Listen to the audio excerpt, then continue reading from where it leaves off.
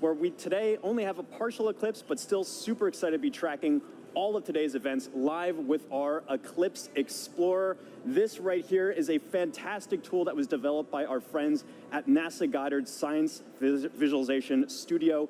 They put this tool together for us to track the eclipse down to the exact second. If you wanted to get an access to this yourself, get a feel for how this is going to look in your neck of the woods, you can go to go.nasa.gov/Eclipse Explorer, and you can track where your city is going to be, your zip code, by punching it into this little box here. It's going to snap right to your location and give you some key stats. You just saw Cleveland there, so I can bring them up here. Cleveland is expecting peak totality here to start at 3:13:45 to be precise, local time. They've got a time of totality of 3 minutes, 49 seconds, plenty of time to really sit back and bask in their moment in the fully eclipsed sun. I'm going to be tracking all of this all throughout the afternoon for you to make sure that you do not miss a second of this coverage. Even if you're outside of that path of totality like we are right here, more than 99% of the U.S. is going to be able to see at least a partial eclipse. Some places are already experiencing, you just saw that footage from Mazatlan a little while ago. They are already experiencing a partial eclipse. And as always, if you are in partial, be sure to wear proper eye protection to protect your vision so you can safely enjoy today's fantastic celestial event. Plenty of awesome stuff coming up. We're going to keep a keen eye on that weather. Cleveland's looking nice and beautiful, very clear skies. Megan, back to you. Thank you, James. And joining us now is Dr. Bob Lehman, a heliophysicist at NASA's Goddard Space Flight Center. Thank you. It's great to have you here. Thank you very much. So talk to us. Today's total solar eclipse, it's going to look very different from what we saw 7 years ago, right? It is, right. The sun is going to look, the solar corona is going to look very cool today. It's going to look cooler than it did last time. And I mean cool in the sense of wow. Not cold. Not cold, because the solar corona is like 1,000,000 degrees. But compared to last time, was close to the solar minimum, the minimum amount of magnetic activity on the sun. There's this 11-year or so cycle, and 2017 was closer to minimum, and 2024, April 2024 is pretty much close right to the maximum of that. So we're going to see the maximum amount of dynamism, of activity, and it's going to look, you'll see rays shooting out. And does that increased activity mean that we have a chance for new discoveries today and increased science? Sure.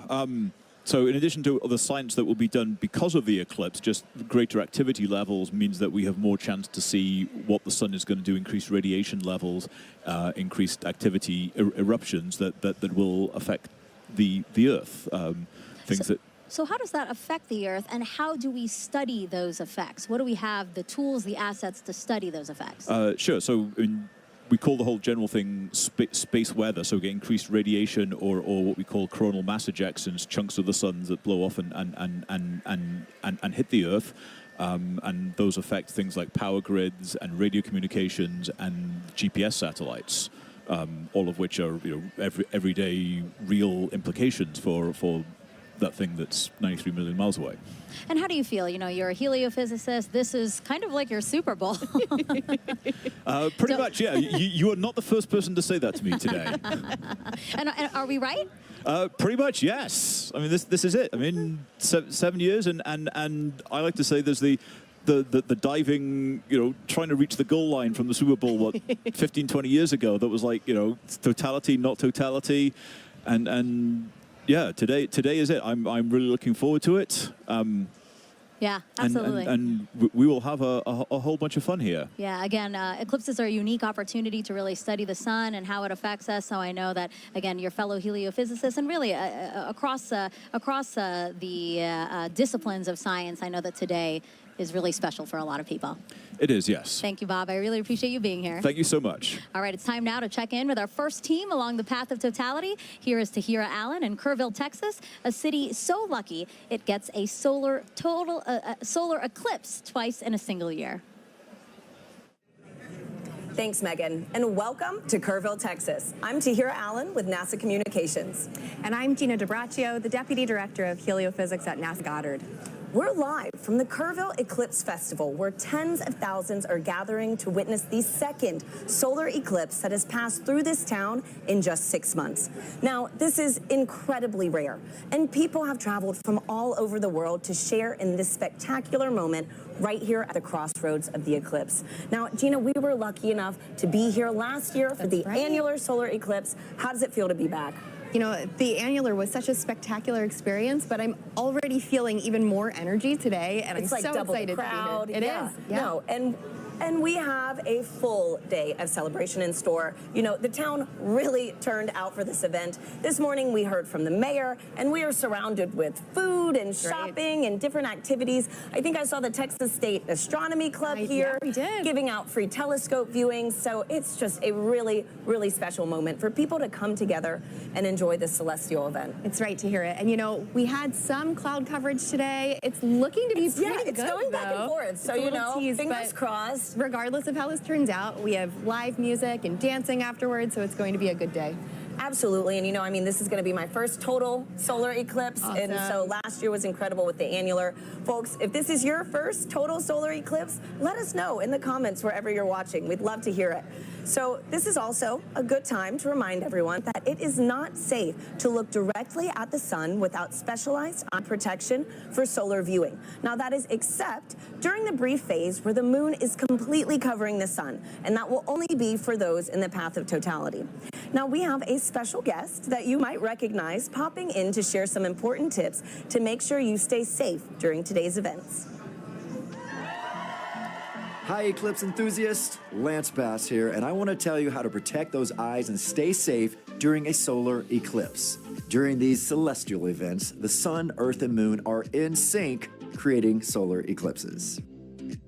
You can look directly at the sun during a total solar eclipse, but only when it's completely covered by the moon for a brief period known as totality. This is a really special moment. At all other times, you should wear eclipse glasses so that you don't say bye-bye-bye to your vision. Seriously. And eclipse glasses are not the same as regular sunglasses. No, they're not. Safe solar viewers are thousands of times darker and will have a specific certification that you should look for right here.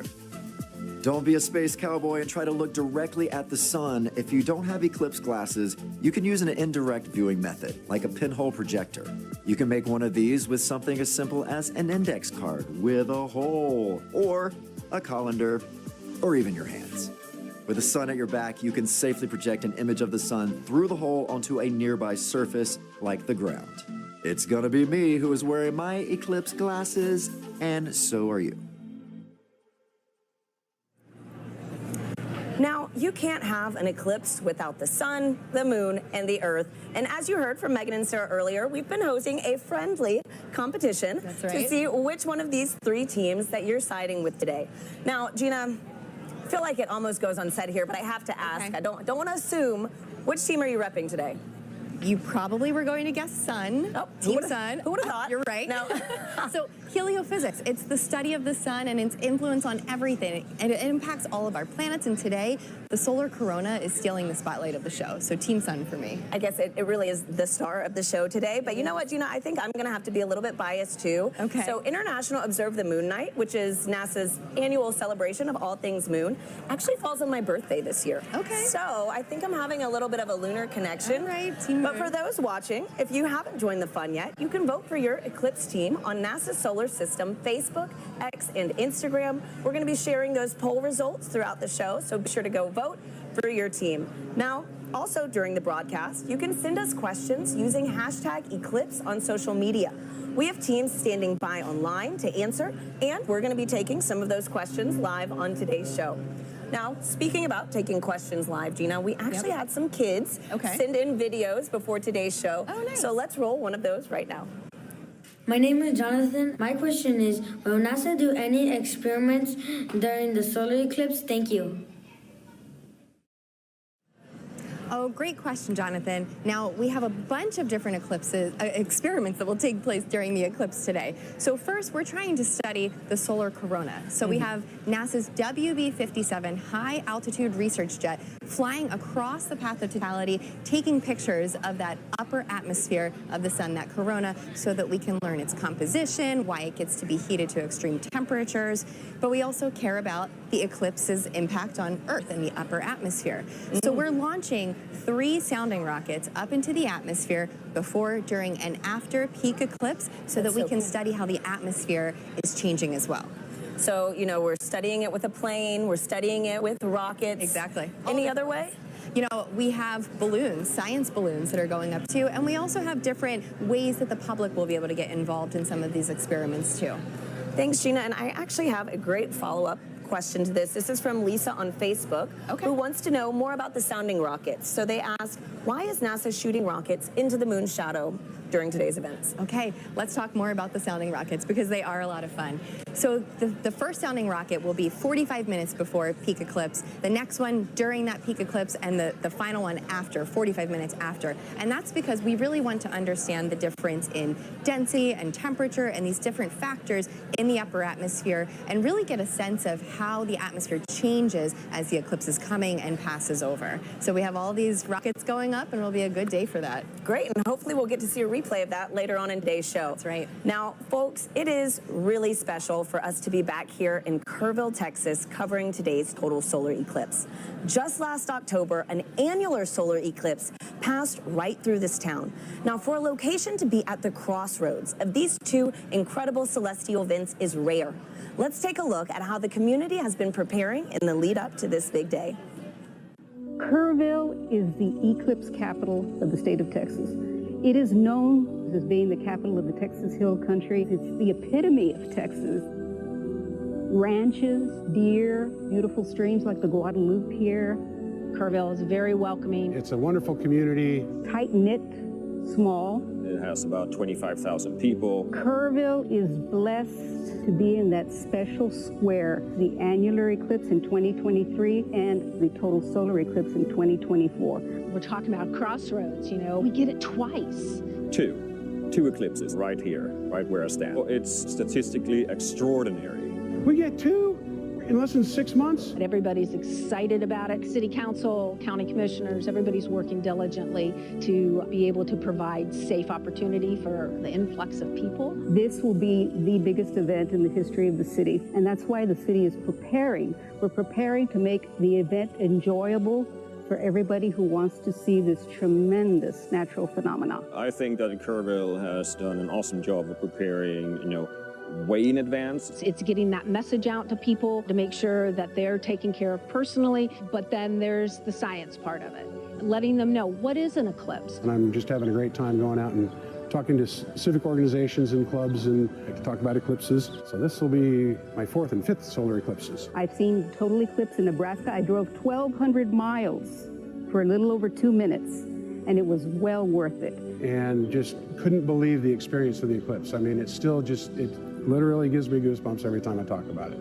It's a visceral, emotional experience that is just, you have to experience it to understand. I thought I knew what it would be like, but I gasped at the sheer wonder.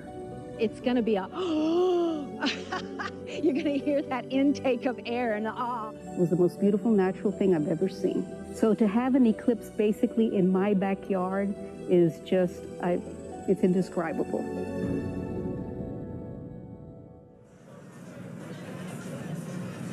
We're here now with Catherine Troach, a telescope operator with the Night Sky Network, who is giving us these high-definition views of the sun that you see in your screen right now, of the eclipse over Kerrville, Texas. Kat, thank you so much for being here with us. Thank you so much for having me, and let's thank the weather for cooperating finally. Right? Oh my goodness. Thanks, Kat. And so I'm looking at the telescope feed that we have, and we have first contact now here in Kerrville. Yes. Okay, so for people who want to become an amateur astronomer, you know, what advice do you have? Where should they get started?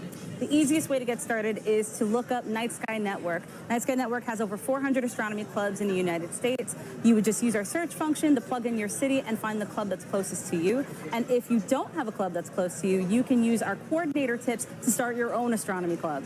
Wow, that is awesome. And you know what? For folks, if you want some more details on the Night Sky Network and other things on how to become an amateur astronomer, you can visit go.nasa.gov/Night Sky Network.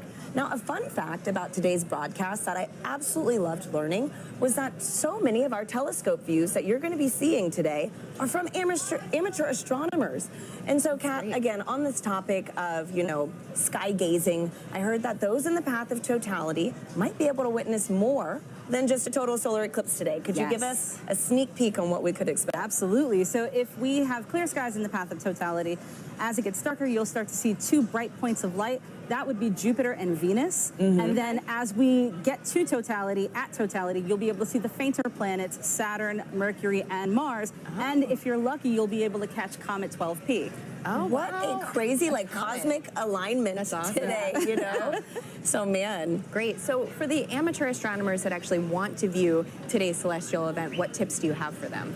So, of course, you need to have solar protection. You need to have solar-safe glasses. And you need to have solar filters for your telescopes, your binoculars, your cameras.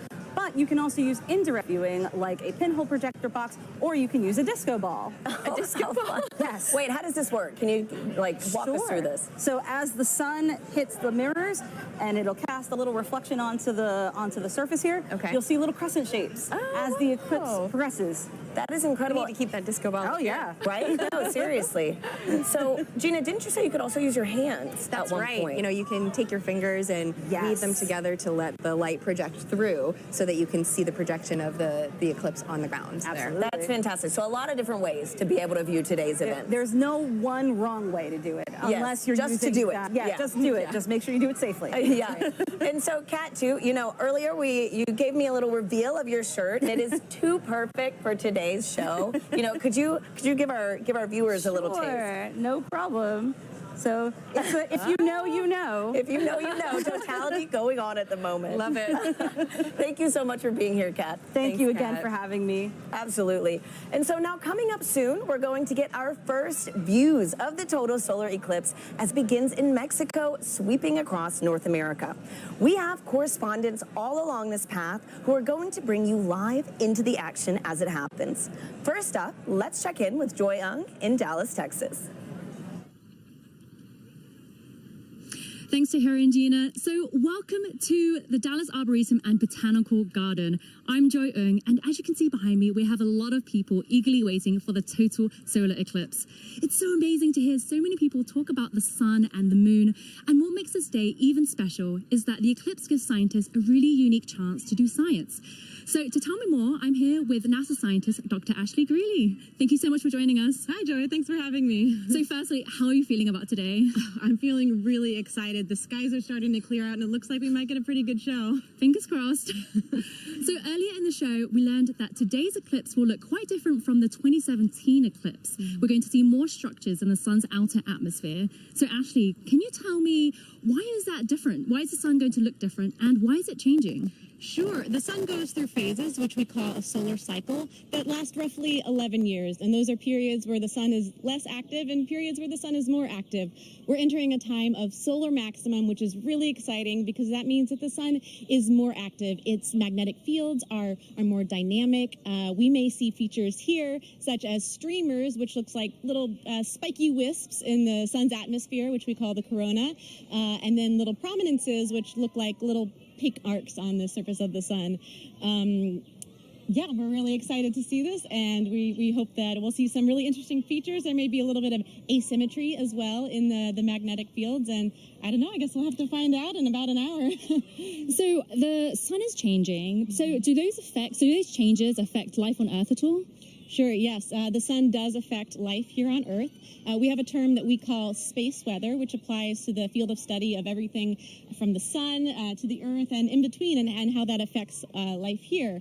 We are fortunate that on Earth we are protected from things coming from the sun by our magnetic fields, which shield us from those explosions that come from the surface of the sun that we talked about.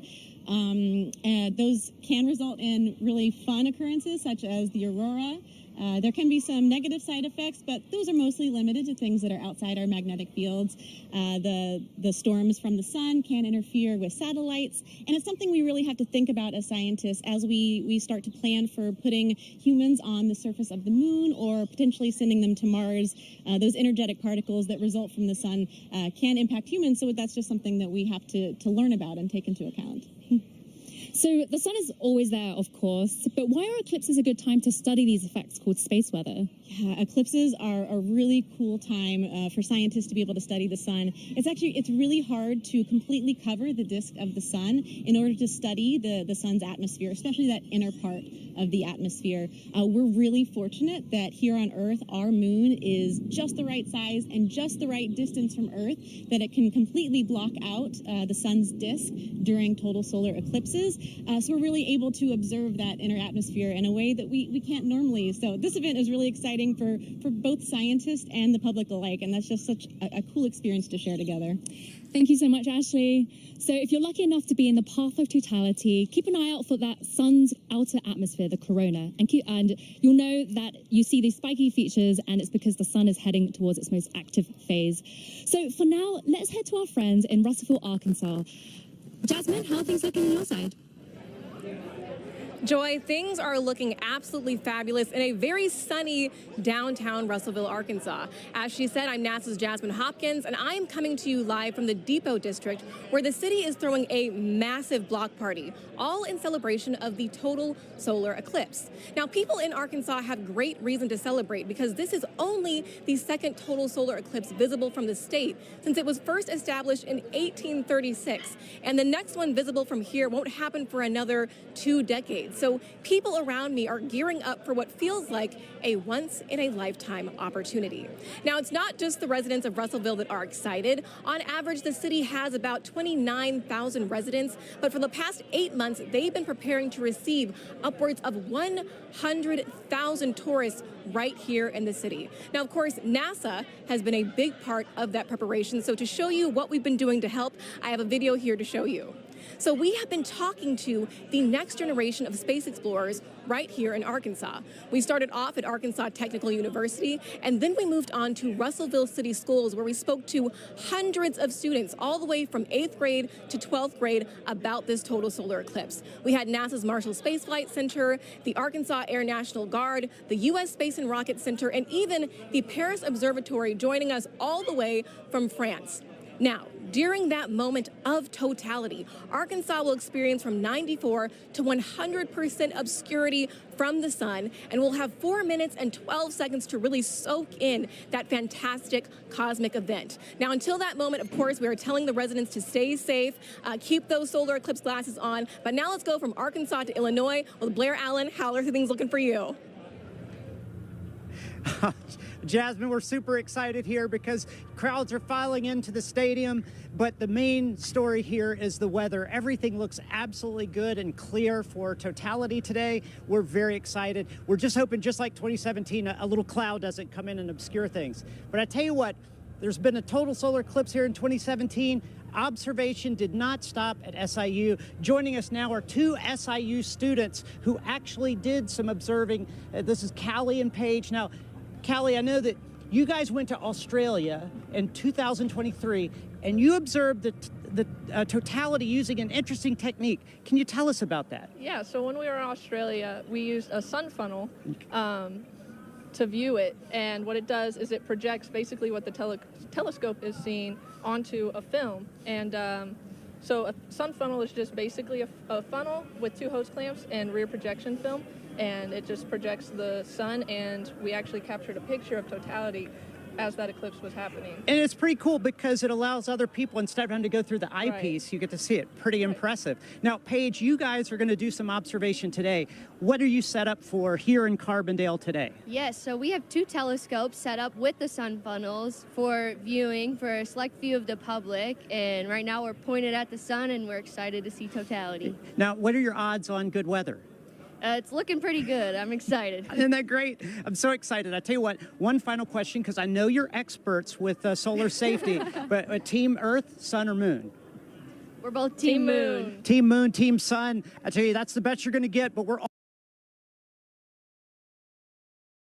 all pro Eclipse. Back to you, Tahira.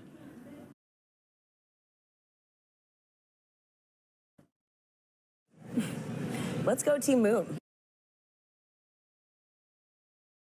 So, as you can see, folks, we've got a lot of exciting things in store all across this country.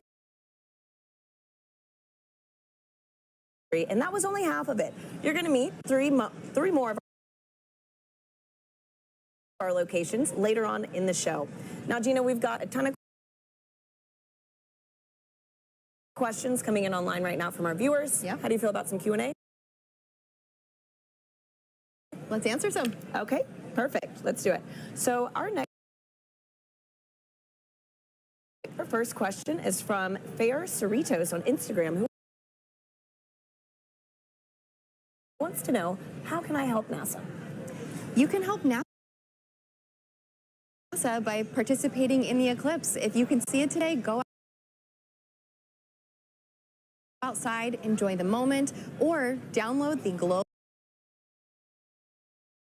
Observer app. You can do that right now before the eclipse crosses your path. You need a thermometer, and you just record the local temperatures and the cloud coverage. Fantastic. Globe Observer app. So thank you so much, Gina, and thank you to everybody sending in those questions. We'll take some more later on throughout the show. For now, let's check back in with Megan and Sarah in Cleveland, who are standing by with an out of this world surprise. Yes, quite literally that, Tahira, because we have a special treat for our viewers right now.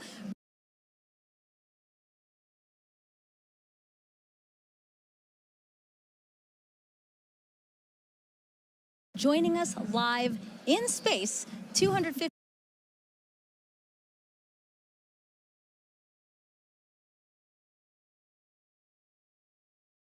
miles above the Earth in the International Space Station. Everyone,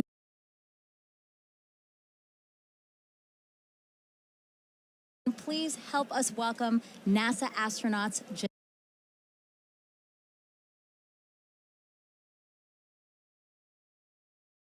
Jeanette Epps and Mike Barrett. Sarah, you've been waiting.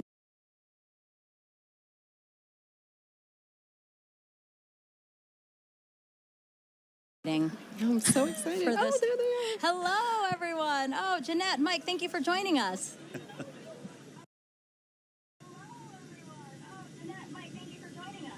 It's a pleasure to join you guys, and I hope everybody appreciates NASA scheduling this eclipse to bring the world together. Yes, thank you so much to NASA, and thank you so much for joining us. Now you guys will have 3 opportunities to view the moon's shadow over North America, and that last pass will give you guys the best views, and we hope to also share those live views with everyone here on this broadcast around 3:30 p.m. Eastern Time. Now, Jeanette, I have 2 questions for you. Are you looking forward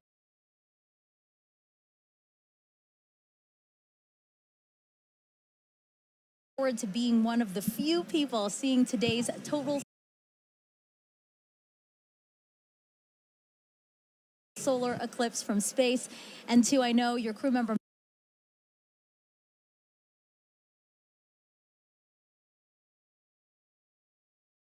Matt Dominic will use a camera with a solar filter to photograph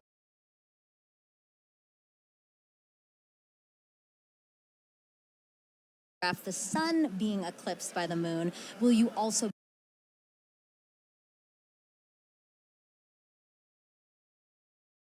be taking photos of the celestial alignment?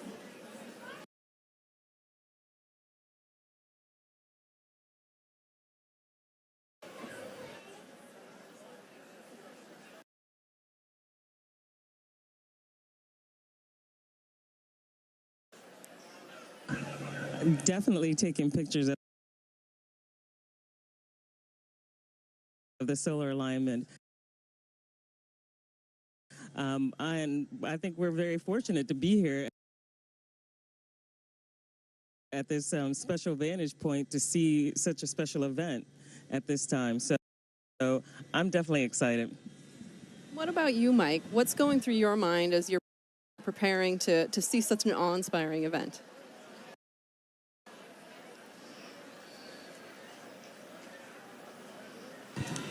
Well, admittedly, I'm a bit of an eclipse junkie. You know, my first one was like when I was 19 with the homemade telescope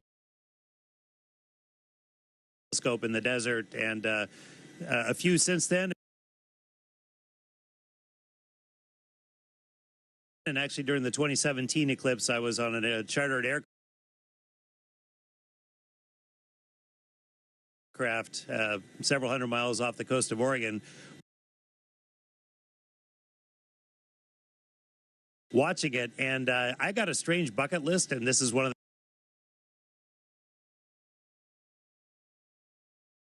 the things that's on it, to actually watch an eclipse shadow across the Earth from space. So I'm ecstatic to see this box get checked and just to see this amazing thing from up here. Yeah, the fact that that was actually a box on your list is pretty amazing. And then now it's getting checked. So, you know, for those wondering, this is what the moon's shadow will look like to Jeanette and Mike. We're going to show you video taken from the space station of the total solar eclipse in 2017. And you can clearly see the shadow moving across the top of your screen there from left to right. We actually sped up the video so you can see more of that transit. This would look a lot slower to them, but really cool. Jeanette, eclipses give us a unique opportunity to study the sun and how it affects the Earth. Can you tell us about the atmospheric waves experiment attached to the outside of the space station right now?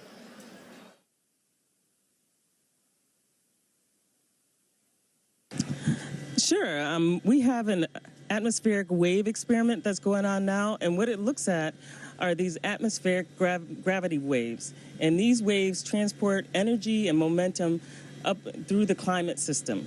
So with the imager on the atomic wave experiment, we're going to look at how these atmospheric gravity waves impact our Earth's climate, how it can impact our space and global and all of our comms, how it can affect our navigation system.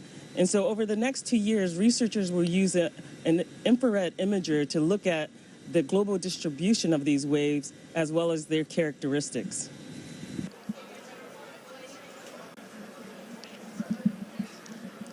Mike, how does it feel to have a hand in maintaining the space station so that important science like the atmospheric waves experiment can happen?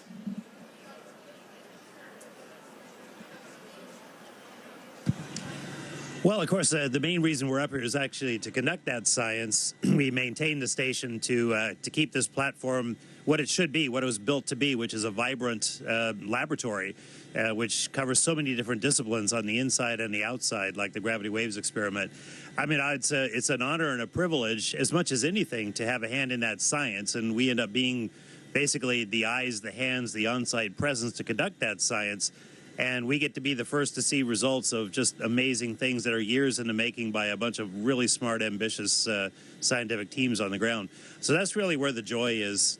Maintaining the station is just like maintaining a research ship, something I actually quite like. So I feel very much at home in that role. It's still blowing my mind. I mean, we're here in Cleveland, Ohio, live. You guys are up in space in the International Space Station. I can't believe the opportunity that has been afforded to us, and I hope our viewers really enjoyed this time with you. And I hope you enjoy the show from up there.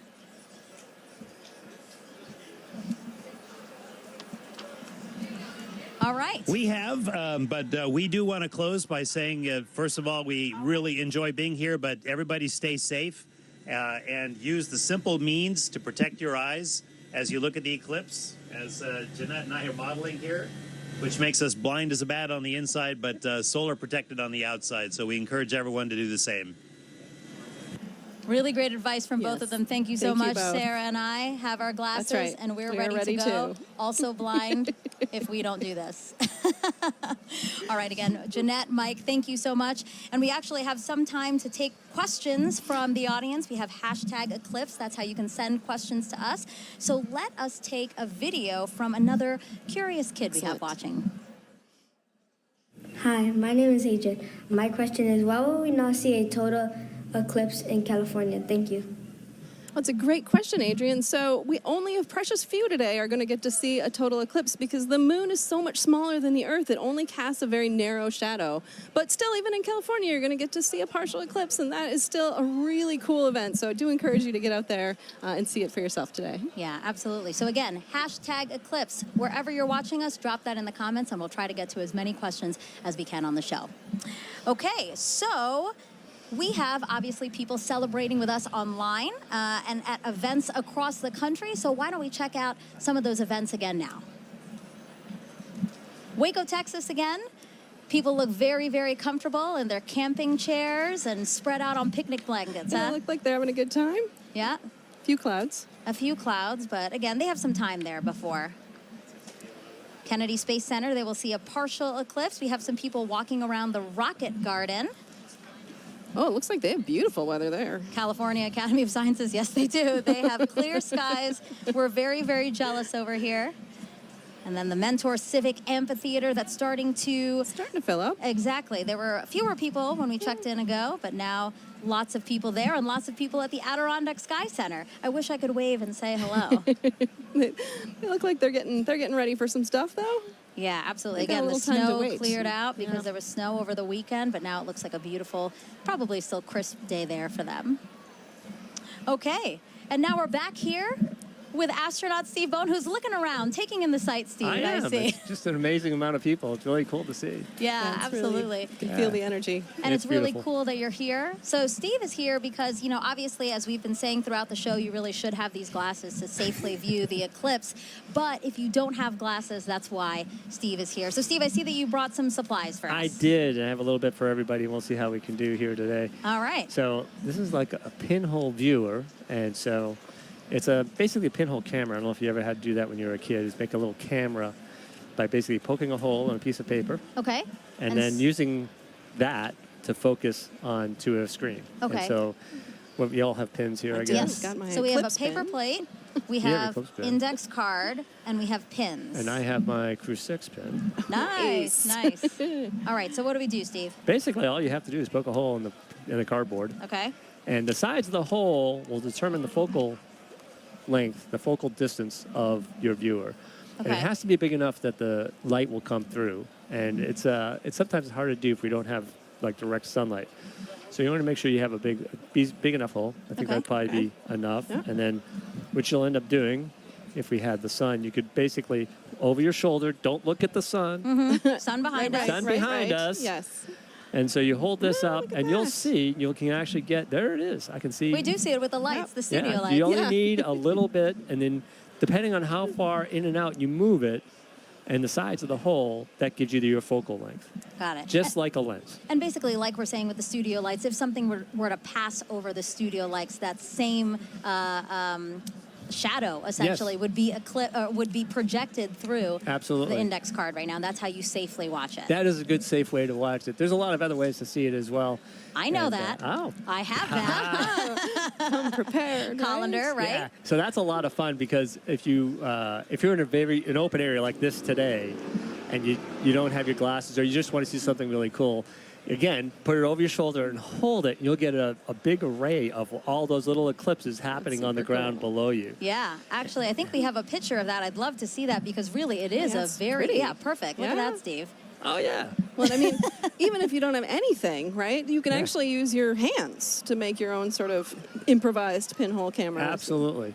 That's amazing. And, you know, I was explaining a little bit ago that in my own yard during the annular eclipse, when I was out working in the yard, and I said, hey, there's an annular eclipse going on. So I went under a tree, and I was looking at a tree, and then on my driveway, all these little eclipses, Oh, just that's hundreds of them. amazing. Yeah. And Beautiful. it's absolutely amazing Beautiful. pictures. Great. So I hope if people have trees near them, they can take a look at that. Steve, thank you so much You're for very being welcome. here. We really appreciate it. Have a great day. All right, so the eclipse is getting closer and closer to the west coast of Mexico. We will experience totality there at Mazatlan, in particular, 2:07 p.m. Eastern Time. So let's head back over to James at our eclipse board for another look at the path of totality. Yeah, thanks so much, Megan. A lot coming up very soon, and make sure you know exactly when to go outside to observe that totality if you're on our path. Or even right now, if you're experiencing a partial eclipse, I've got in our Eclipse Explorer here, I can zoom out just a hair here to show you this. I've got our penumbra on, so this is all the places inside here already experiencing a partial eclipse. You've been seeing some great feeds from our camera in Mazatlan, Mexico. They've been experiencing that kind of crescent sun for a little while now. They're just about 20 minutes out from actually experiencing totality itself.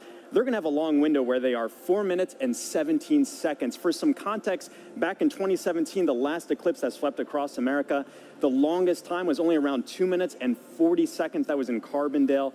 This time around, some very long times, just a little bit northwest of Torreon, Mexico. They're going to get upwards of 4.5 minutes. A lot of time to really observe it, but just make sure that you know when to be outside. And as always, access that tool at go.nasa.gov/Eclipse Explorer. This is going to keep moving on. You see this little thing. I have this actually running in real time. This is our shadow of totality. This is going to continue to move further and further to the northeast and actually make landfall in just a few moments in Mazatlan, Mexico. As you've seen all throughout the broadcast, we've got correspondents all up and down the U.S., all the way up to Maine, covering this live. Very excited to continue tracking this. Make sure you know what's going on here. But for now, back to you, Megan. All right, thank you, James. So now let's introduce you to more of our correspondents along the path, starting first with NASA's Lauren Ward, standing by to show us what's happening in Indianapolis, Indiana. That's right. Thanks, Megan. We are at the Indianapolis Motor Speedway in Indianapolis, Indiana. It is a gorgeous day. Behind me, I have over 50,000 people here to spectate today. Today, we are waiting for a spectacle that is of a celestial kind. Of course, this is most known for the Indy 500, but we are waiting for something a little bit special today. With me, I have the 2016 Indianapolis Motor Speedway winner, Alexander Rossi. Good to see you. Good to see you. Thank you so much for having me. It's great to have you. So the Helio Big Year is a celebration of sun science and how the sun touches everything, including IMS. So tell me, the track when you're doing a qualifying round is about 4 minutes long, which coincidentally is the length of totality. So tell us, what is it like being on the track?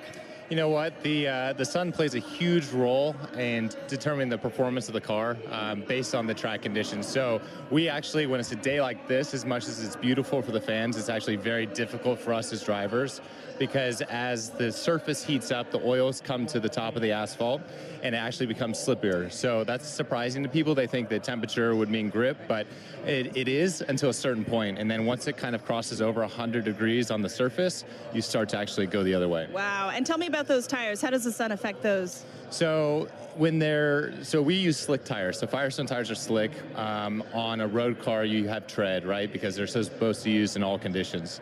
Slick tires actually have a bigger contact patch, more surface area, so they generate more grip at a temperature, right? So they operate between 180 to 230 degrees Fahrenheit.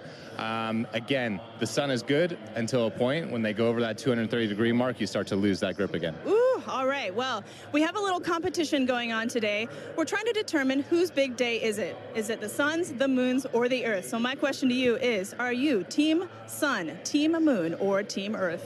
That's a hard one, but I'm going to go Team Earth. You know, I just think we're so lucky, especially today with the people that are around us here, to be able to witness what we're about to see. Go Earth. Go Earth. You heard it here first. All right, guys, thanks. We'll be back here. Daryl in Niagara, over to you. All right, thank you very much, Lauren. Just 500 miles northeast of you. We are here at Niagara Falls, right next to the Niagara River. This is a special location for a lot of people because it is a once-in-a-lifetime opportunity to see a natural wonder set against a celestial one, the solar eclipse. And so let's talk first of all about the natural wonder, and it all starts right here. Look at this massive river and the amount of water that's moving through here. 500,000 gallons of water, 500,000 bathtubs actually going over the falls at every 60 seconds. It's tremendous, the flow here. It interacts with the air, it hits the rocks, and it also, you know, it flows up a mist column that is omnipresent. This is always here. So one of the things that Eclipse watchers want to see is, how does it interact with the light? Will we have a pink rainbow because only prominences from the sun will be seen and they're pink? We'll have to see about that. One thing we do need is a little bit better cloud clearing around here, because we do have some cloud cover. But that's okay. People who have gathered here are excited and they're hopeful that it will clear. Who's here? Well, I want to show you our camera from about 500 feet away. Look at all my friendly Eclipse watchers. Are you guys ready for an eclipse? Yeah! Whoa, I love the energy. We could use this energy to blow the clouds out of here. As our camera backs out, you're looking at Terrapin Point, and this is the lawn here. It's roughly the size of a football field, and everybody who's here, a lot of people came in at 6 a.m. this morning. They currently cut off the park from anybody from coming further into Goat Island here. So this is the max capacity that we're at right now. It's that popular. Over to the other side, our friends from Canada. Look across the river gorge, about 1,000 feet away. Niagara Parkway is lined with people. So it's a beautiful shot over there, and we really appreciate our Canadian friends who have joined us. Now, this isn't just about the solar eclipse. We've been here for the past week, and we were at locations all across Niagara Falls, 12 to be exact. Take a look at this video. Crowds of people packed the Niagara State Park Welcome Center, where Commander Munikin Campos, the mannequin who flew around the moon during the Artemis 1 test flight in 2022, was on display. Our partners at the Canadian Space Agency sent kids virtually to space all week long. And NASA experts from the Kennedy Space Center gave presentations and talks at places like the Niagara Aerospace Museum and libraries across the area. The outreach was a huge success, with thousands of people participating in the events and passing through our exhibits. And we just want to thank everyone who came out to see us at all our locations, and we hope you left a little inspired about space exploration and a little wiser about all NASA's missions. Okay, coming up, we've got a very special guest for you who's going to share the eclipse with us, CSA astronaut Jeremy Hansen. He's going around the star today, the moon. Not the star, the sun, the moon. The star of the show, I should say. He's going to be here. He's interacting with the public. We're going to get his thoughts on totality along with everybody else who is here. And we're pumped and excited. Right, everybody? We ready for an eclipse? Can you hear the excitement? All right, now I'm going to send it 800 miles to the northeast to my colleague Angelique Herring, who is in Holton, Maine, where I hear you have some pretty good weather. Hello, Daryl, and welcome everybody to Maine. That's right, we do have some great weather. We are here in Maine, and actually we're about 3 miles away from the Canadian border, and also about the last stop on I-95 North. So we're the northmost spot for today's eclipse broadcast, at least in the United States.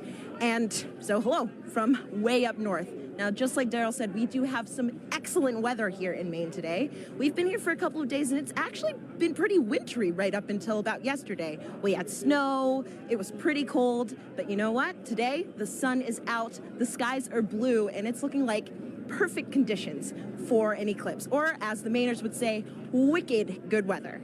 Now, we're actually standing here in Market Square in Maine, and we are outside of the Temple Theater, where it has actually been in operation since 1919. Over the last 150 years of its operation, it's seen everything from silent films to burlesque shows, and today, it's got a more celestial show with the eclipse. Now, the last eclipse to come through Maine was actually in 1963, and that eclipse is only visible for about a minute. In contrast, today's eclipse will be visible for at least just about 3 minutes or so, so everyone here is going to have a lot of time to take in the celestial show, really soak in the event. And the next eclipse won't be coming through Maine until 2079. So makes a lot of sense that we've got a lot of people here really excited to see this once-in-a-generation opportunity and event. We're all excited. I know everybody here is excited. So we'll be here waiting for the moment that we've all been waiting for, the eclipse. with that, back over to you, Megan. Hey, thank you, everyone. It was really cool to see everyone along the path of totality. You can tell we're covering a large swath of land because everybody's in different kind of attire. You know, you have short sleeve shirts somewhere, and then you have like Daryl, who it looks very, very cold, and he does have some cloud cover, so I hope that it does kind of clear out for him. I feel like we've covered all of those levels of weather over the last day and a half. That's true, here in Cleveland. Cleveland. So, but it's looking nice now, so that's great. And actually, if you were watching our screen here, we just had a view of the eclipse in Mazatlan, Mexico. In about 10 minutes, that's when we'll start seeing totality in that area. And in that time, the U.S.'s top doctor is encouraging everyone to try and watch the celestial event for our physical and mental well-being. Hi, everyone. I'm U.S. Surgeon General Dr. Vivek Murthy. I'm thrilled to be joining you today as you gather to experience a truly awe-inspiring event, the last chance that we'll have to see a total solar eclipse in the contiguous United States for the next 20 years. The sun is a universal source of light and life. It contributes to our physical, mental, and emotional well-being, and it unites all of us. Today, no matter where you're watching from, whether it's along the path of totality or a partial solar eclipse, you are sharing the experience with millions across the nation. And moments of connectedness like this truly matter. Last year, I issued a Surgeon General's advisory warning about the public health crisis posed by loneliness and isolation. I shared that our connection with one another is a powerful force that can help protect against the damaging physical and mental health impacts of loneliness. What better reason is there to come together with friends and loved ones than to share a once-in-a-generation experience like the solar eclipse? This is an experience that will stay with you, precisely because of the awe that it inspires. Awe allows us to step outside of ourselves, giving us fresh perspective and opening us up to connections. So grab your eclipse glasses and let's enjoy this moment together. Some great advice. Thank you so much. All right, we have time for other hashtag eclipse questions. Sarah, are you ready? I am absolutely ready. All right, let's take a look at this video from a familiar face. Hey everyone, I'm Scarlett Johansson, and I play a NASA Public Affairs Director in the new film Fly Me to the Moon. I hope everyone is safely enjoying today's eclipse. I actually have a question about the moon for NASA. So during a total solar eclipse, I've heard that craters and features on the moon play a role in what viewers see on Earth when the moon blocks the sun. So why is that? Question, Scarlett. So yeah, as we, the moon isn't a smooth marble. It actually has big, high mountains and valleys, these craters.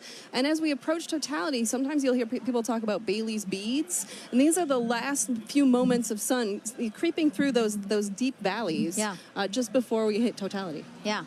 Absolutely. Thank you so much. It's so great to have you here to answer some of these questions, and we plan to take more. If you send them in, hashtag Eclipse again. Okay, if you're just joining us, I'm NASA's Megan Cruz, and this is NASA lunar scientist Sarah Noble. And as you can see, you are watching the official NASA broadcast for today's total solar eclipse. And we are in the heart of downtown Cleveland, where NASA is celebrating this celestial alignment. Take a look at our shot from the air. That is how many people who are just here at the Great Lakes Science Center alone. So many more spread out throughout Cleveland, because again, the last time this city had a total solar eclipse was 1806. But again, just down the road, we have the only NASA center in the path of totality.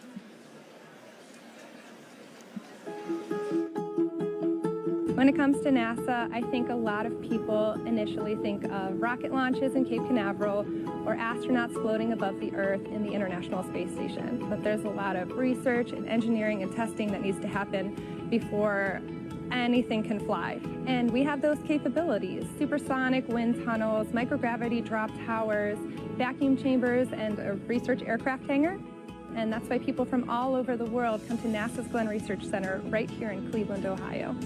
What we work on, power, propulsion, communications, you need it for anything that flies. We like to say the road to the moon goes through Ohio, and that's because our test facilities are crucial to advancing the Artemis program. Part of our vision for going back to the moon and establishing a sustainable presence is having a lunar gateway. A lunar space station can fly successfully around the moon and sustain astronauts there and we are leading the program that's developing the power and propulsion element. NASA's Neil Armstrong Test Facility in Sandusky, Ohio. It's the only place in the world where you can test a full-size spacecraft for all the extreme conditions of launch and spaceflight. Right now, we have the Orion spacecraft. This is a spacecraft that actually went around the moon, but we're using it as a test article now to make sure that in the launch environment, that spacecraft is safe. When it comes to aviation, every U.S. plane has NASA Glenn technology on board, which makes your flight cleaner, safer, and quieter. And looking at solutions like electric and hybrid electric propulsion systems that will reduce or give us different ways of converting energy that are cleaner. Our center partners with a lot of community organizations to share NASA's discoveries or just get kids excited about science, engineering, technology, and math. I really enjoyed the VR experience. It was really cool to be able to sit like I was an actual pilot flying. I feel like I could potentially look into considering aerospace. We've also made it our mission to prepare Cleveland for the April 8th total solar eclipse. We demonstrated different types of hands-on activities for educators to share with their students, as well as the science behind a total solar eclipse. My favorite thing about Glenn is our people. Not only are they crazy smart, but they are genuinely good people. And we are literally part of almost everything NASA does.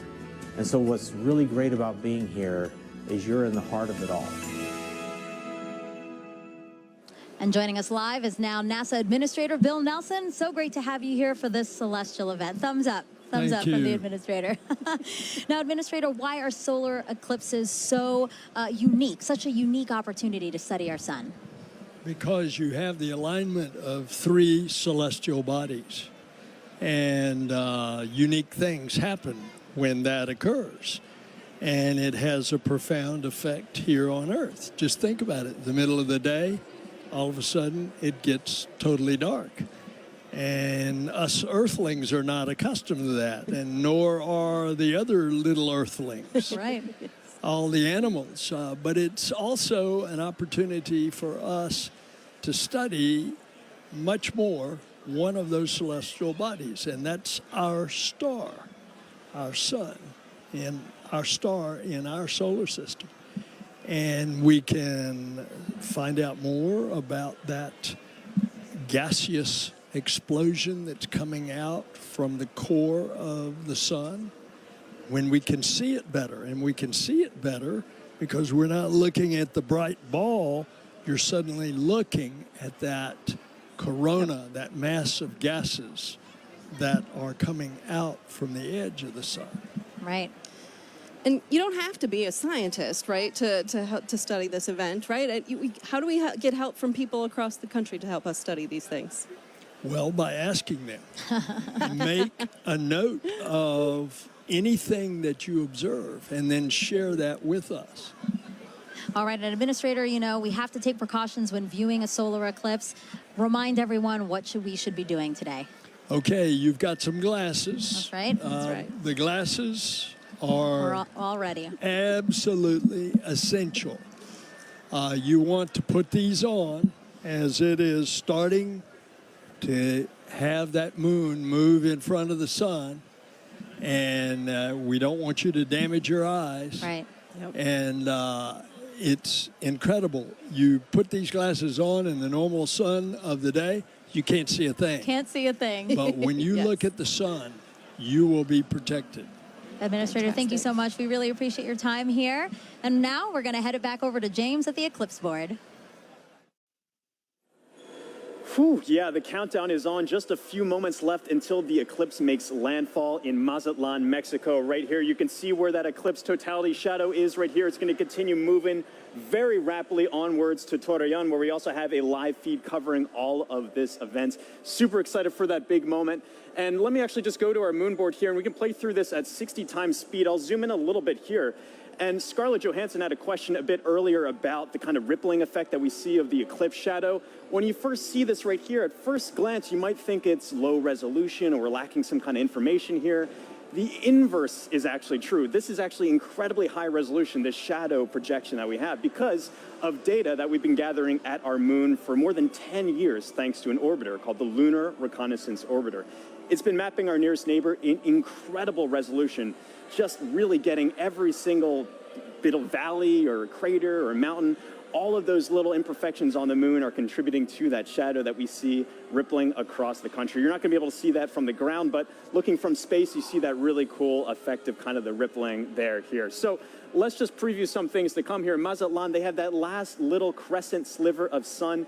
For now, if you're in that area, make sure you keep your glasses on until that sun is completely blocked out by the moon. That's going to be in just a few moments. You're going to have a long duration there, 4 minutes and 17 seconds.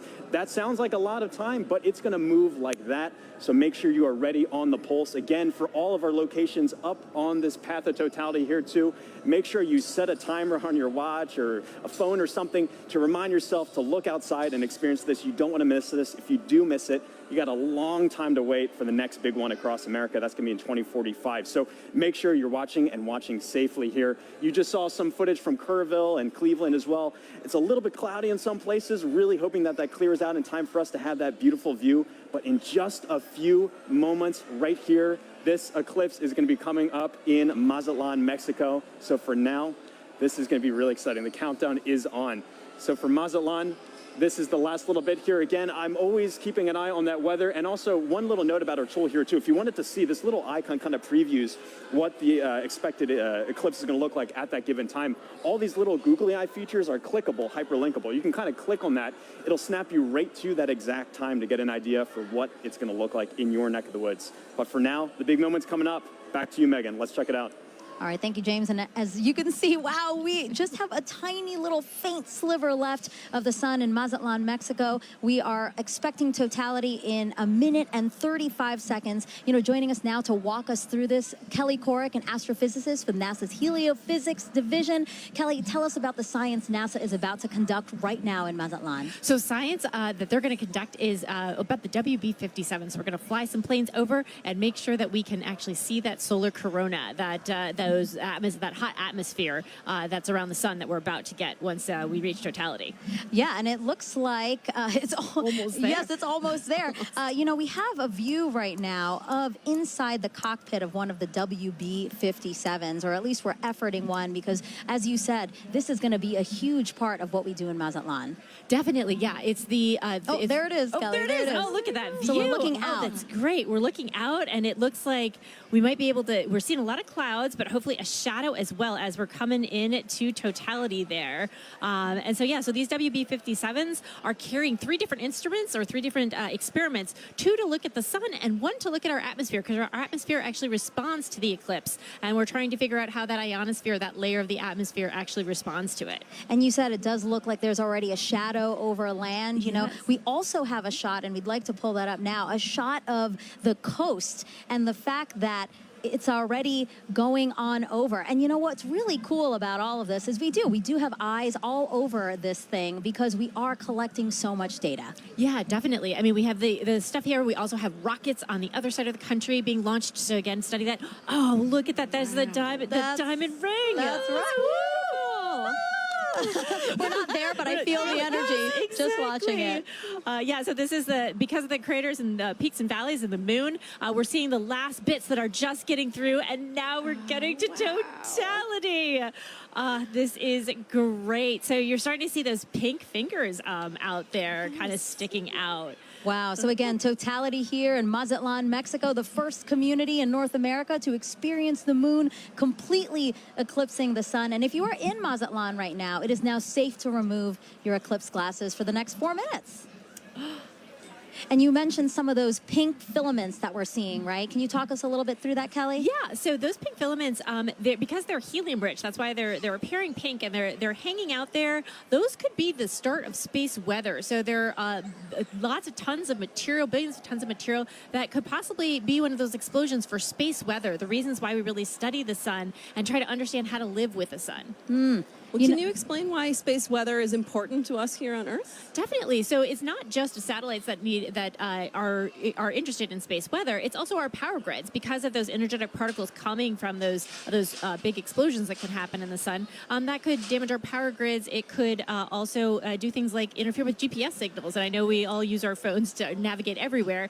So if we didn't have that, that would be a big problem. So we're looking to understand it better so we can all mitigate all those things. Some of the movement we're seeing here is just our telescope operator adjusting because, again, they needed to make some changes for before totality. Now they're viewing it a different way, and then after totality, we might see some shakes there as well. But I really just cannot believe how crisp it is.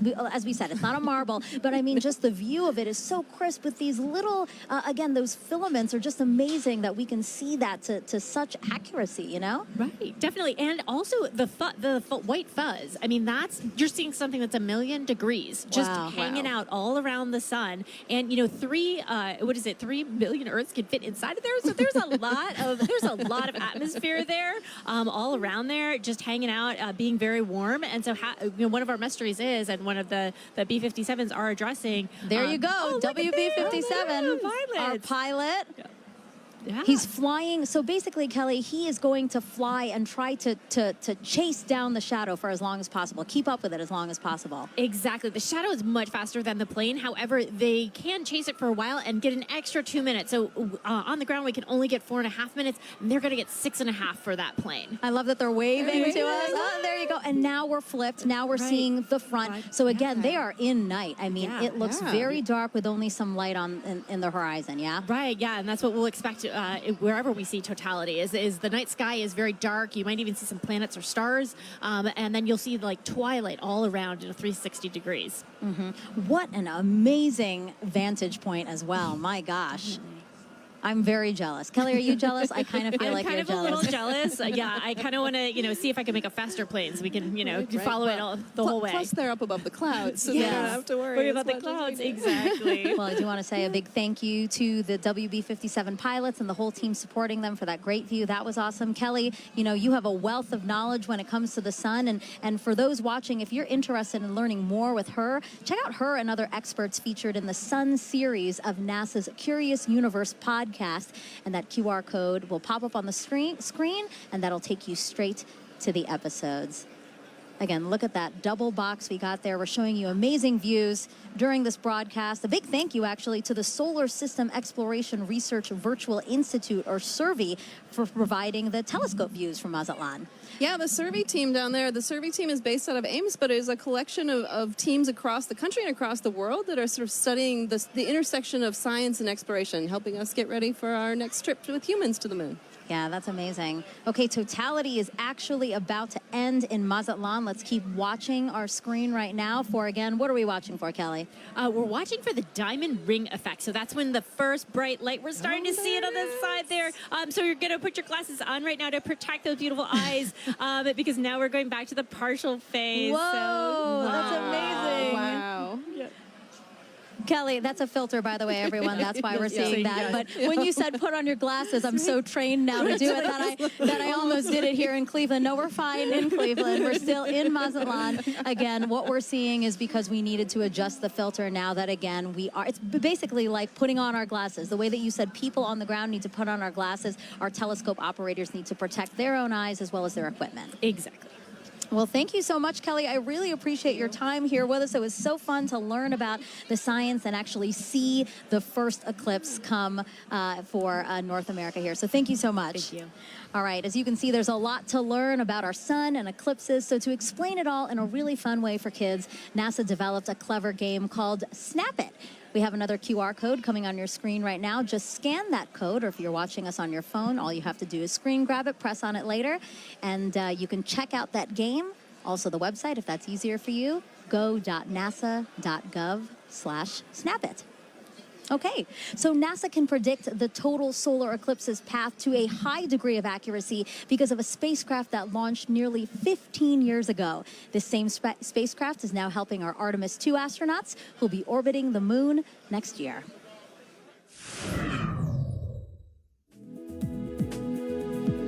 NASA's next step in establishing a long-term presence on the moon is sending 4 astronauts to fly around it with the Artemis II mission. Part of the crew's training has been to study images from NASA's Lunar Reconnaissance Orbiter, or LRO. The spacecraft launched in 2009 and continues to use 7 instruments, including a high-resolution camera, to help us learn more about the moon's surface. Because of LRO, we now know more about the moon's topography than any other planetary body in the solar system, including Earth. The Artemis II crew used LRO data and photographs to learn how to identify lunar landmarks they'll see from orbit and to seek out sites of scientific interest, like possible landing spots for future explorers. While helpful for planning Artemis missions, people back here on Earth also use LRO to predict the shape of the moon's shadow, or umbra, during total solar eclipses. The moon's shadow will change throughout the eclipse, depending on the lunar terrain and the elevations of observers on Earth. People may even see what looks like an arc of solar diamonds around the moon as sunlight peeks through lunar features like craters. That's a look at your Artemis Moon Minute. All right, joining us on the host desk now is a familiar face here. Oh, actually, we have, sorry, Snoopy. Oh, I just revealed that it's Snoopy. Well, I just want to wave real quick to the crowd here at the Great Lakes Science Center, just outside of our host desk, waving at us, waving at the camera. I'm waving back at them like they can see me. But I did just spoil the surprise. We do have Snoopy here, our Chief Safety Officer here at NASA, and he's here to tell us how to safely watch the eclipse. So, Snoopy, if we were to watch the eclipse today before totality, what should we do? That's right. You should have your glasses on. That's right. Well, and what about during totality, Snoopy? Can we take them off then? Yeah, let me help you out here.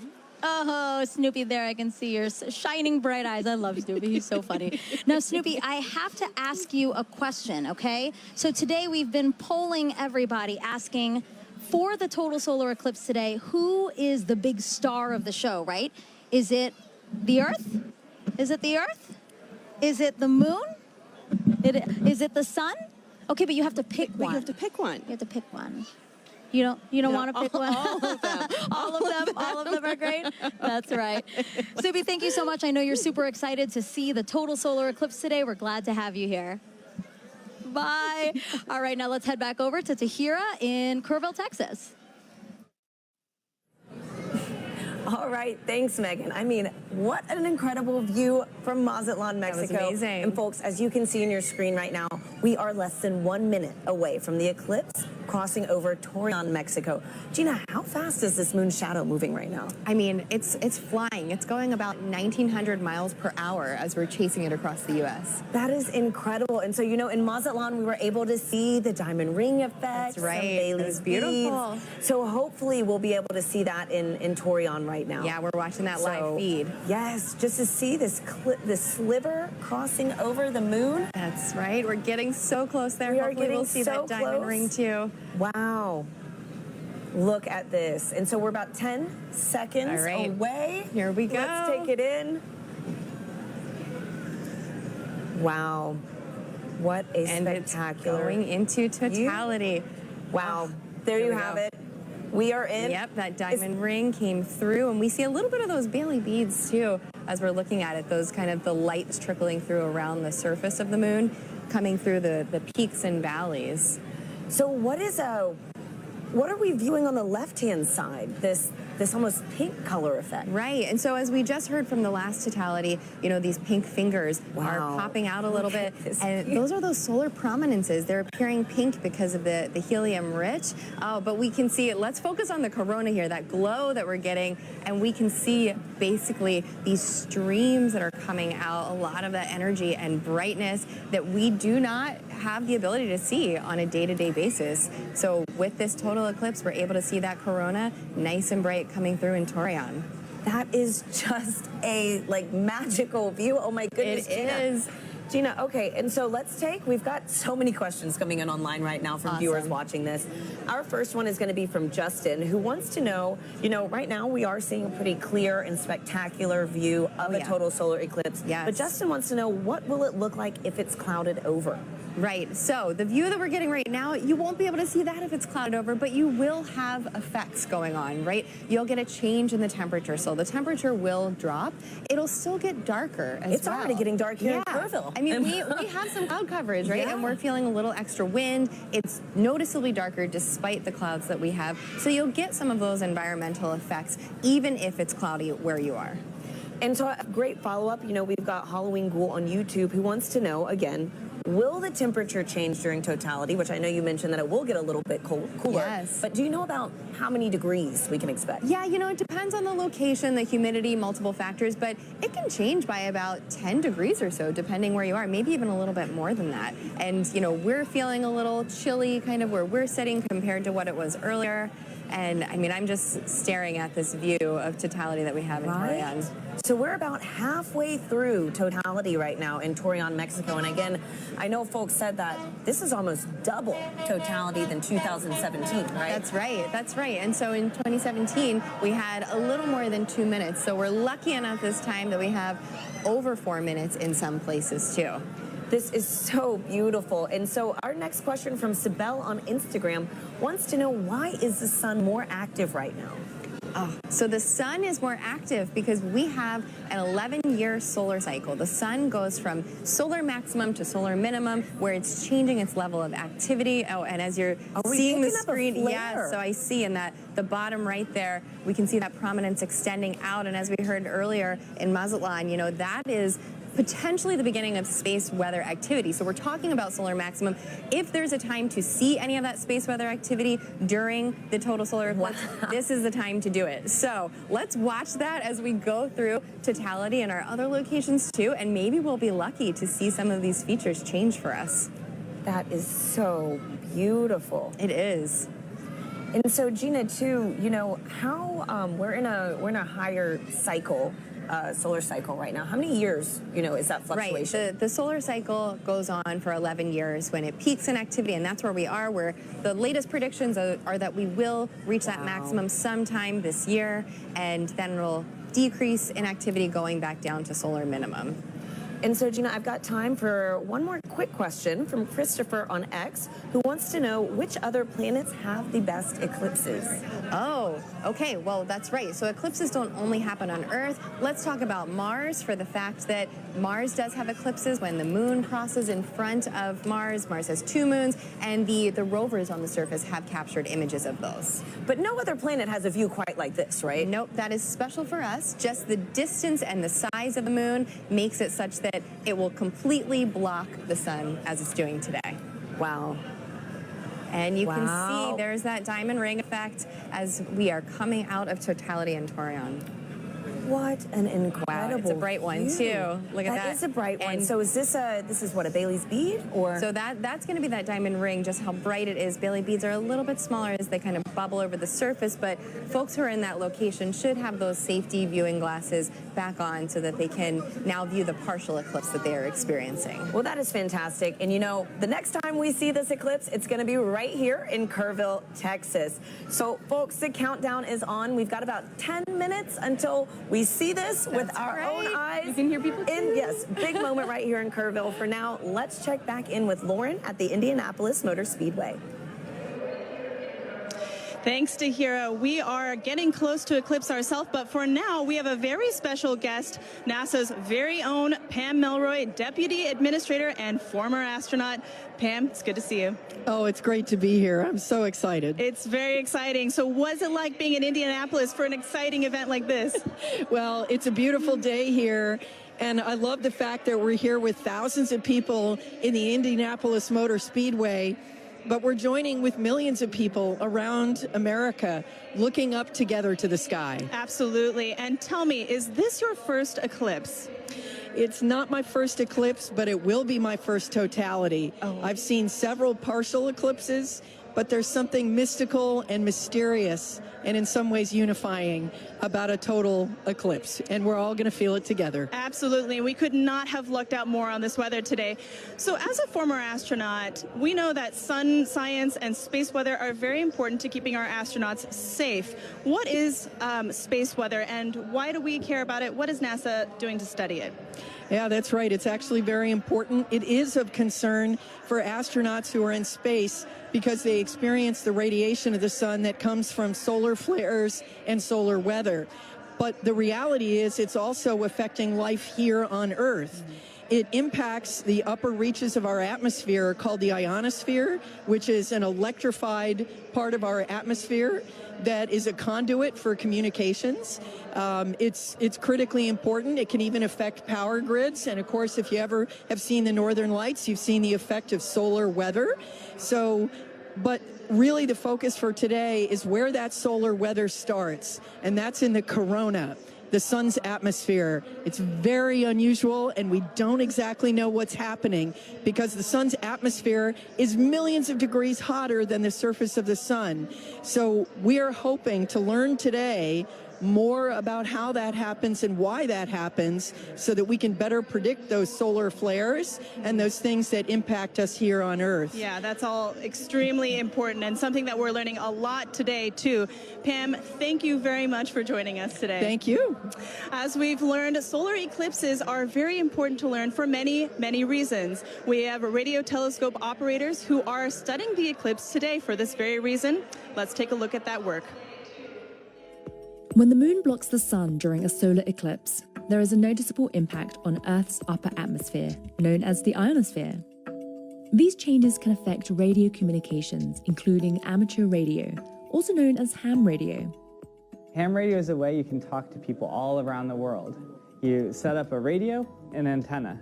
You talk into the radio sends a signal up to the antenna sends the signal up to the sky. It bounces off of the electrified layer of the sky back down to Earth, where you can talk to the person on the other side. During the 2024 total solar eclipse, the HAM-SCI Citizen Science Project is inviting ham radio operators to transmit radio signals. The goal is to have people make as many radio contacts as they can with operators in different locations during the celestial event. By recording how strong their radio signals are and how far they go, ham radio operators and scientists can learn about how the ionosphere changes during solar eclipses. Sometimes you can talk around the world, and sometimes you can't. And that's all based on what the ionosphere is doing, what the sun is doing. When it works and you are able to talk to these faraway places, I find that really magical. To learn how you can participate, follow Do NASA Science on X and Facebook.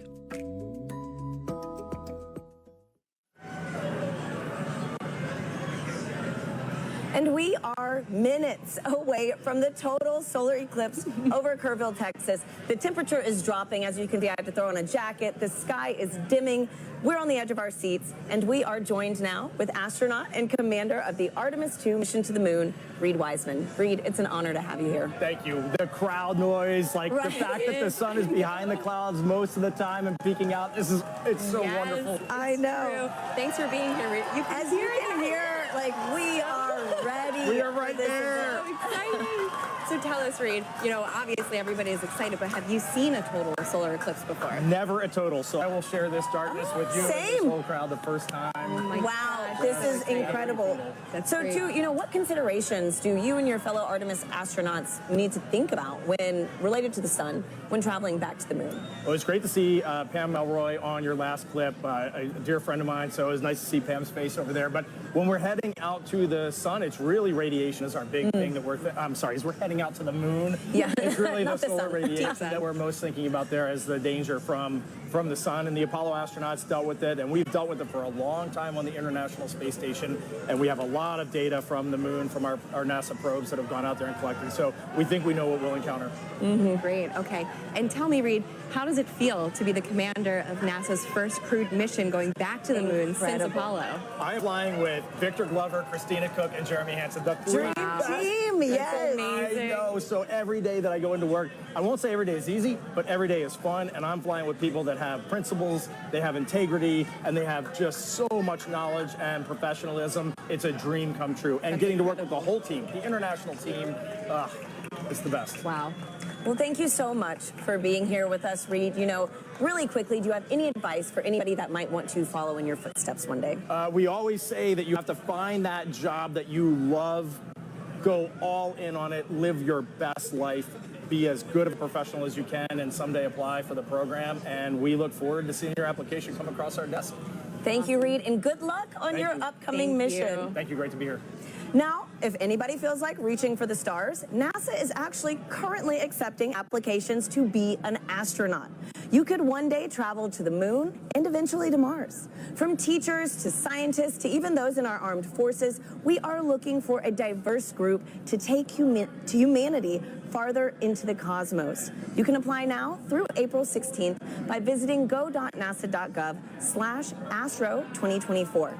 Now, timing is everything when it comes to pulling off successful science during an event like today. Let's hear from a very special guest who also knows a thing or two about perfect alignments.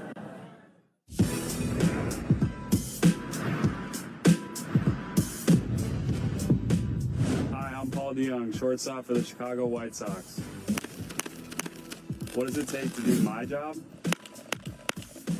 Gotta know your physics. I specialize in predicting the path of fast-moving objects at a split-second pace. At my position, it's key to know exactly where and when two paths will cross. Just like NASA needs to know when the Earth, Moon, and Sun will align to predict the solar eclipse. Working it all out on the whiteboard is one thing. They're ready for our solar eclipse delay at Volcano Stadium. But seeing it in action is a whole other ballgame. And on April 8th, you can see just what I mean as a total solar eclipse crosses the United States. NASA has mapped the detailed shape of the moon's surface, so we know exactly where the moon's shadow will fall. And you know where to be to see the eclipse in person, even if it's from the stands. Don't miss your chance to experience the beauty of science in action, and maybe catch a ball game.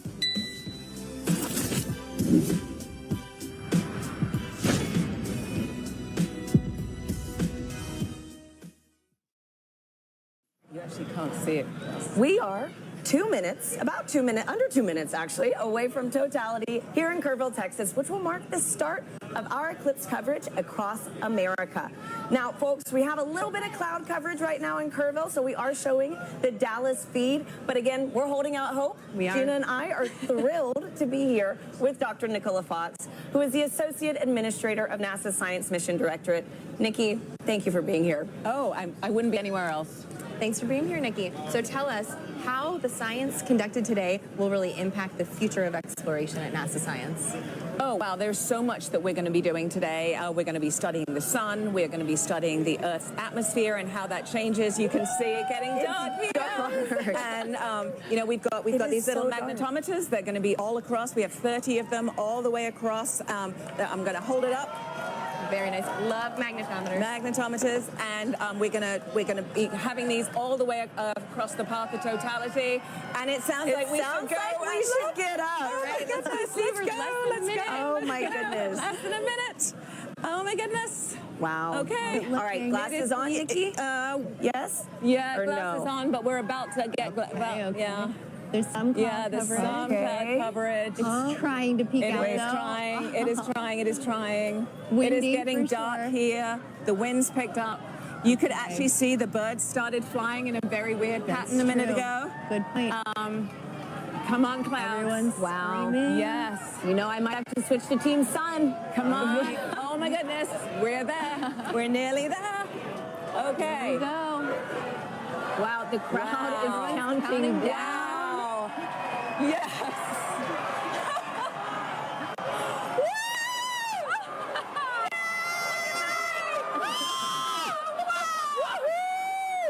Oh my gosh, it's beautiful. Yes. Oh my goodness. That is amazing. Wow. I told you. No, go away, clouds. Go away, clouds. They're Look gonna move. at that. Oh my goodness. I've been saying all day. Look how dark. Look how dark it is around here. Yeah. It is just this white just ring. a white ring. Yeah. It's so dark. It is so It's dark. so dark. It is You so can see the dark planes here. and the sky You much can. better. Wow. You can. Everybody's We have just planes screaming. and helicopters and drones. The whole all over the crowd place is today. just Look at Here how we the go. clouds are going to clear Look for at us. that. Yes. Yes. Woo! Oh my Look at that. Just It's look amazing. at that. And we have about, what, 4 minutes? Oh, yeah. to 4 just minutes bask and 25 seconds. To be Yes. I mean, this really, Yes. again, reminds you that we are on this one planet, you know, Yes. in this larger system. And you have to be on this planet to see what we're seeing. You do. right That's now. why we are Team Sun, Earth, Sun. and Moon. Because you need the moon for an eclipse. You need the sun for an eclipse. And we're standing on the Earth to see it. Oh, man. So, all of NASA Amazing. science represented by a total solar eclipse. And something that, what, over 30 million of us today, at least in At the least, path of totality. at least, yes. Able to witness yeah, this. 31 people living in the path of totality. So Doesn't imagine count how who many people travels. actually traveled here. Yes. Absolutely. Yes. This Wow. is getting me extra excited about all the science that All the science that we're doing. right? Yes. Yes. All right, those clouds are playing tricks on Those us clouds now. are being pretty mean. Yes. It was nice to get a taste, though. Wow. It's true. It is Yes. so dark. It is. We've got everybody it is looking so up. I'm dark. so happy that, you know, for folks that travel, Yes. able to see this take place. That's right. And so- it's been such a great atmosphere here all day. Every time the sun comes out, everybody Everyone's cheers. cheering, Yeah. counting down. It has been incredible. And so, wow. That's true. Oh, Nikki, what's your favorite part about about an eclipse? Is this your first? No, this is my second one, 2017. I was in Nebraska and I saw it there. But I think there's just, you can study the sun, you can study the corona, but suddenly you see it with your own eyes. And it's that feeling of just, wow, that is our star. Like it isn't just the sun anymore. That's a star, and you see it looking like a star. And, you know, as we study, as we look for exoplanets in other galaxies that might be able to support life, you know, we need to understand our relationship here on this planet with that star. And That's so it's so important. And I think when you see it, you're just like, wow, it actually is a star. Yeah. You know, it's not just a bright point of light in the sky. You can see the structure. You can see just how exciting the sun is and actually how dynamic it is. Yeah. And you know, it's not often in heliophysics that we can actually see the science that we're doing with our own eyes. That is right. So it's That a is rare right. experience. Or even sharing it, you know? Yeah. Millions of Have us so today. many people Yeah. partake. Yep. That's right. It's pretty windy too here. It is windy. And so I know earlier in the show we've mentioned that total solar eclipses really might only pass through a certain location, say every 75 years. Mm-hmm. Yeah. Can you explain how come we don't see eclipses like this every day? month? Yeah. Every month. Because the moon's orbit is actually tilted, and so most of the time when it passes in front, it doesn't block out the light for us. At this particular time, it is right on the plane between the Earth and the Sun. It is actually at its closest point to the Earth, and so in the plane of the sky, the moon is exactly the same size as the sun, and that is very unique. That is so special too. Yes. I mean, like, what are the odds? It's the 400s, right? It's Yes. The distance between the Earth and the Moon is 400 times closer than Yes. the Earth and the Sun, and the size is 400 times smaller as well. So it just blocks it perfectly. Yep. It does, and right now the clouds are blocking it perfectly. Hey, but we got a taste of it, which We was did. very nice, and we are We chasing did. this eclipse across North America We today. are. So excited Yeah, to we see it are. from these I other I think it wants to locations, come too. out again. I don't I know. do, These clouds too. are thinning. Yeah, the clouds. You can hear the and crowds cheering. is getting excited. We're hopeful. Yeah. Channeling all that good energy. This crowd has been great all day. Oh, yes. All day. It's crazy to believe, too, that it was so dark and it's only like midday. Oh, yes. Yeah. Yes. Yeah. Wow, and we're starting to get some of Starting this. to get the light back. Yeah, starting to get the light back. Yep. So unfortunately, we did not see the diamond ring at the end of the eclipse because of the clouds, which is always a crowd pleaser. But we did see it actually saw it in the right beginning. before totality. There was suddenly this beautiful bright one light, and then it all went dark. So we did actually see quite a few great features on the sun, and somebody actually was saying they could see a sunspot. Obviously through their glasses, but they could see a sunspot. So yeah. So can you clarify what the sunspots are for our viewers? Yes, absolutely. So if you were looking through your glasses, you might have seen a couple of dark spots on the sun. They are actually very intense places. There's very, very intense magnetic field there. They're very active, and that is what can cause space weather. So every now and again, those active regions can sort of explode and then send billions of tons of solar material towards our planet. Wow. Well, this was fantastic. Thank you so much, Thank Nikki. you, This was Nikki. incredible to experience this with you. Let's follow this eclipse right up that path. Next up is Dallas. We have Joy and Michael standing by for their big moment in the sun. Yeah, you can feel the temperature change. The wind has completely quieted down. Yep. So the energy here is amazing. So with me right now is Dr. Michael Kirk. He's one of our eclipse experts. Michael, we saw an annular eclipse back in October, but today is a total eclipse. How are you feeling today? It is totally different. I am ecstatic. The annular eclipse was really cool. This is, you can feel it, the energy here is electric. If you look around, you can see that the darkness is coming. Let's have a quick look at what we're looking at right now. We're almost there. We're a couple of minutes away. Ooh, yep. Just a crescent left. So let's quickly talk about some of the ways that the public are participating in the eclipse right now. Yes. Michael, can you talk about some of the citizen science projects? Yes, there are people all around the country right now making measurements of audio recordings to see how the environment is changing. And it is a great opportunity to do genuine science with just an audio recorder. Fantastic. So we are almost like, let's see, a few minutes away. So minute 30 out, I think, actually.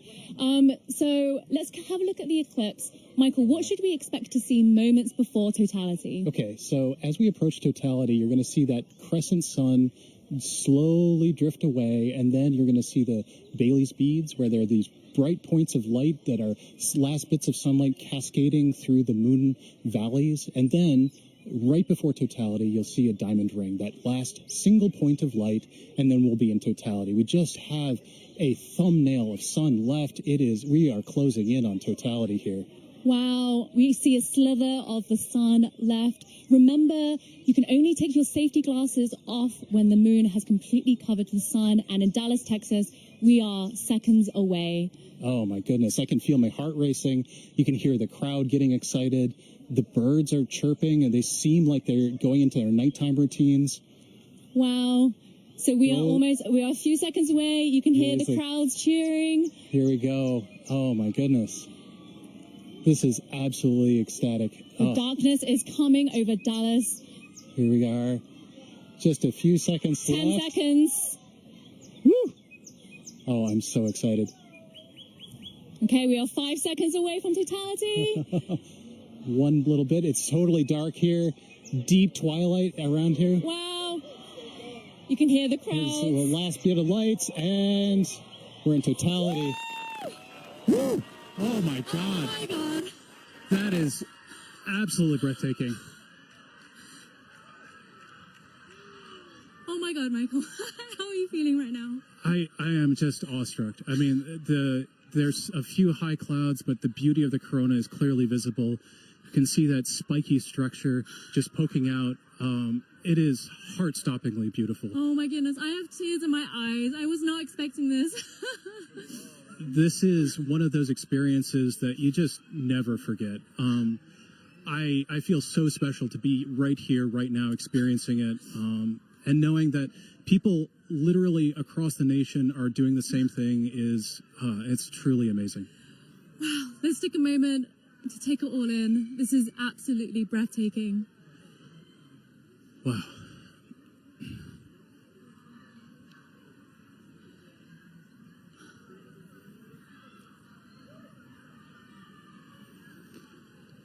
You can see that spiky structure of the corona. That's indicative of our approach to solar maximum. That asymmetrical nature of the corona happens when we're in solar maximum, and that's going to be happening in about a few months from now.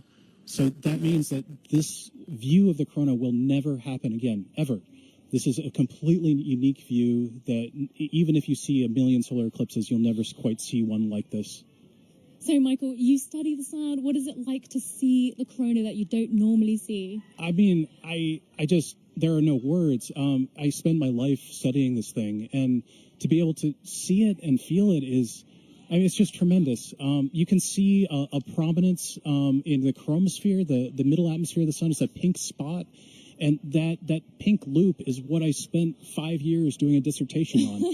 that one little pink loop. And it's just, it makes it all feel like it's in perspective now. I can't believe how clearly I can see those pink loops and the structures in the corona. We can see a few planets out as well. They're brightly shining in the sky, and actually there's a plane racing across the shadow as we speak as well. And I just want to take a moment to say huge thanks to our telescope operator, Vanessa Thomas, for providing these views.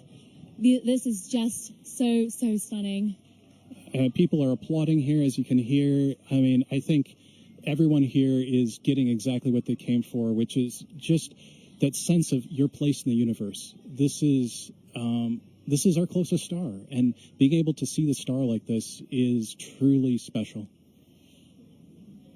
Okay, we have 1 minute left of totality. Oh, the time just passes way too quickly. The next eclipse won't happen across the U.S. for another 20 years, so this really is a once-in-a-lifetime opportunity for a lot of people. Absolutely. Our friends up in Alaska will see their next eclipse in 2033, so I am like already thinking I need to go there. I mean, it's just, it's it doesn't matter what I need to do, I just have to go there. Wow. So we're 30 seconds out. So right before totality ends, our telescope operator, Vanessa, is going to put the solar filter back on.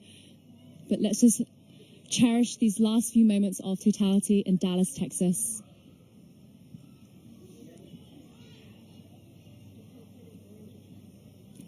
Michael, what will happen right before totality ends? So as totality is ending, we'll go through the process in reverse. You'll see maybe a diamond ring, a few Bailey's beads as the sun creeps out of totality.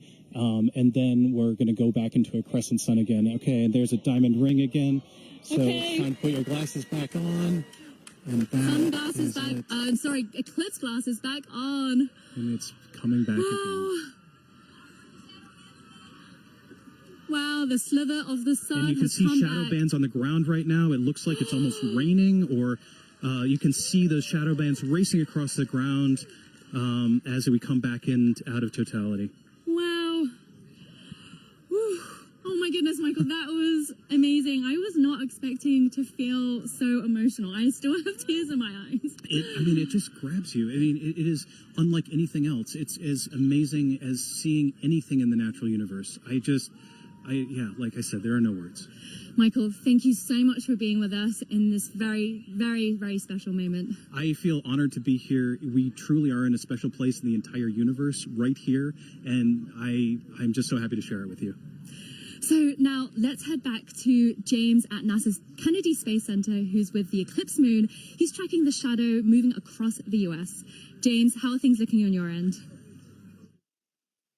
Yeah, wow, Joy and Michael, really cool view there. It's insane to see just how dark it gets. It's literally like nighttime there. You can hear the birds chirping in that shot as well in the gardens. Absolutely beautiful. We got a bunch coming up in just a few moments here. Our next eclipse path target here for the NASA broadcast is in Russellville, Arkansas. They're going to have a long window too, 4 minutes and 12 seconds. They're expecting that totality kickoff at 1:50:05 to be exact.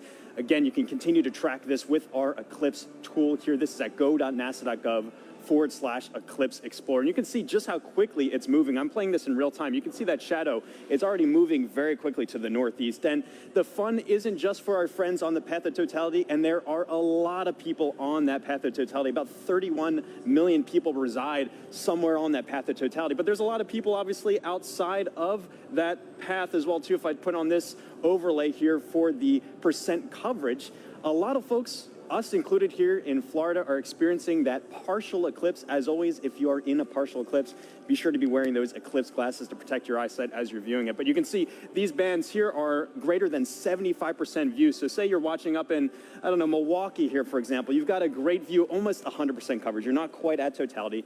89.4%. Looks like you got good cloud cover there. 20% cloud cover. So hopefully you got a nice view up there as well, too. I've also put on this overlay here to show you just the amount of the duration of totality. You see a lot of our places are within this middle band right here that are getting more than 4 minutes.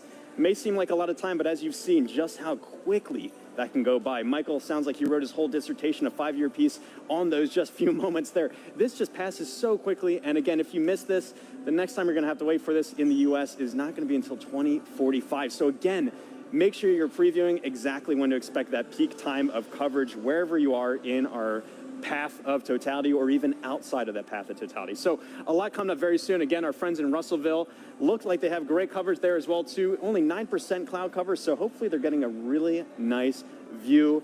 But let's check in with Jasmine up there to see. Hopefully you're looking good for there. How's it looking up in your way up in Russellville?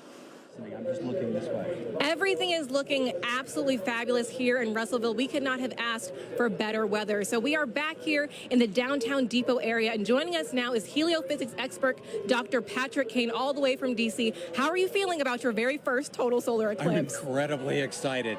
As I'm watching all of the changes, there go the crowd. As I'm watching all of the changes, I'm thinking back to the textbooks that I've read, and so it was all academic before. This is no longer academic. Yeah, so the feeling is very different than what we might read in a textbook. Patrick, just explain, describe the atmosphere around us as it's changing. All right, right now, as I'm looking around, of course, the temperature has been falling for the last 20 or 30 minutes, but the light is dimming, and it's dimming faster and faster and faster. It seems like it's accelerating. The crowd is definitely getting excited. I'm looking around the ground to see if I see the shadow snakes. I don't, but this is just really exciting. It really is. Honestly, like you said, we're feeling that cooler weather. Yeah. The crowd behind us just erupted. We're also feeling them fall a little bit quieter, too. Right. So we're going to take a beat of silence as we get into totality. I think we're less than about 15 seconds away. So we're going to also look over our shoulder with our solar eclipse glasses still on until we are in totality. Here we go. Just a sliver of the sun left. Getting close. Crowd's getting excited. The crowd, all around us, completely electric.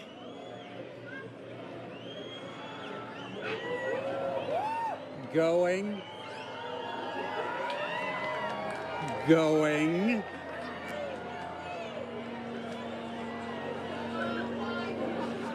Wow. Oh my goodness. Here we are. Here we go. And the crowd goes wild. God. Oh my God. Wow. We got some Bailey's beads. Oh, absolutely stunning. That is spectacular. We see Venus over to the side there. And Patrick, it came and went so quickly, but we did see a diamond ring We did at the very indeed. beginning there. Can you describe to us what is that? Sure, that diamond ring effect is due to the moon not being perfectly smooth. It's got mountains, it's got valleys. So just like here on Earth, when we see a sunrise or a sunset through a valley, we just watched a sunset through a valley on the moon. Absolutely stunning. Oh my. So you said we could see one planet. I see it right there in the Yep. sky. Can we see any others as we're looking up? Yeah, we've got Venus on the over to one side. We've got Jupiter up here to the left of the sun. And there's This the is corona. Absolutely beautiful. That is spectacular. Now, you also said that this is happening during what we're calling a solar maximum. Now, Patrick, does that mean that the sun is stronger right now than normal? Not so much stronger, just more dynamic. It's changing a lot. During solar maximum, the magnetic field on the sun is more chaotic, it's more disorganized. So you see more random directions for the jets of gas leaving the sun. Right. That is spectacular. We could see a stream. All right, we are reaching Wow. that halfway mark already, 2 minutes into totality. There's even just a hint of a diamond ring down at the bottom. I can see it. Yeah, the we're looking lower at a limb. See diamond that? ring from Arkansas, the Diamond State. Now, Patrick, of course, as we've been talking about it, this is part of what we are calling the heliophysics big year. You are a heliophysics extraordinaire all the way from Washington, D.C. So what does that mean? Okay, so the heliophysics big year started out in October of last year with the annular eclipse. And of course, we take a pause here in the middle to watch this particular eclipse, but then it will end on December 24th of 2024 when Parker Solar Probe passes as close as it's ever going to get to the surface of the sun within 9 solar radii. Oh, wow. And I'm sure that means a lot to you because you worked on Parker Solar Probe about 20 years ago during its inception. So tell us a little bit more about that. I worked on a concept study for Parker Solar Probe back when I was a graduate student in around 2002 or so. And back then, the idea was for it to actually dive into the sun rather than orbit the sun. So it was going to be a sun dive.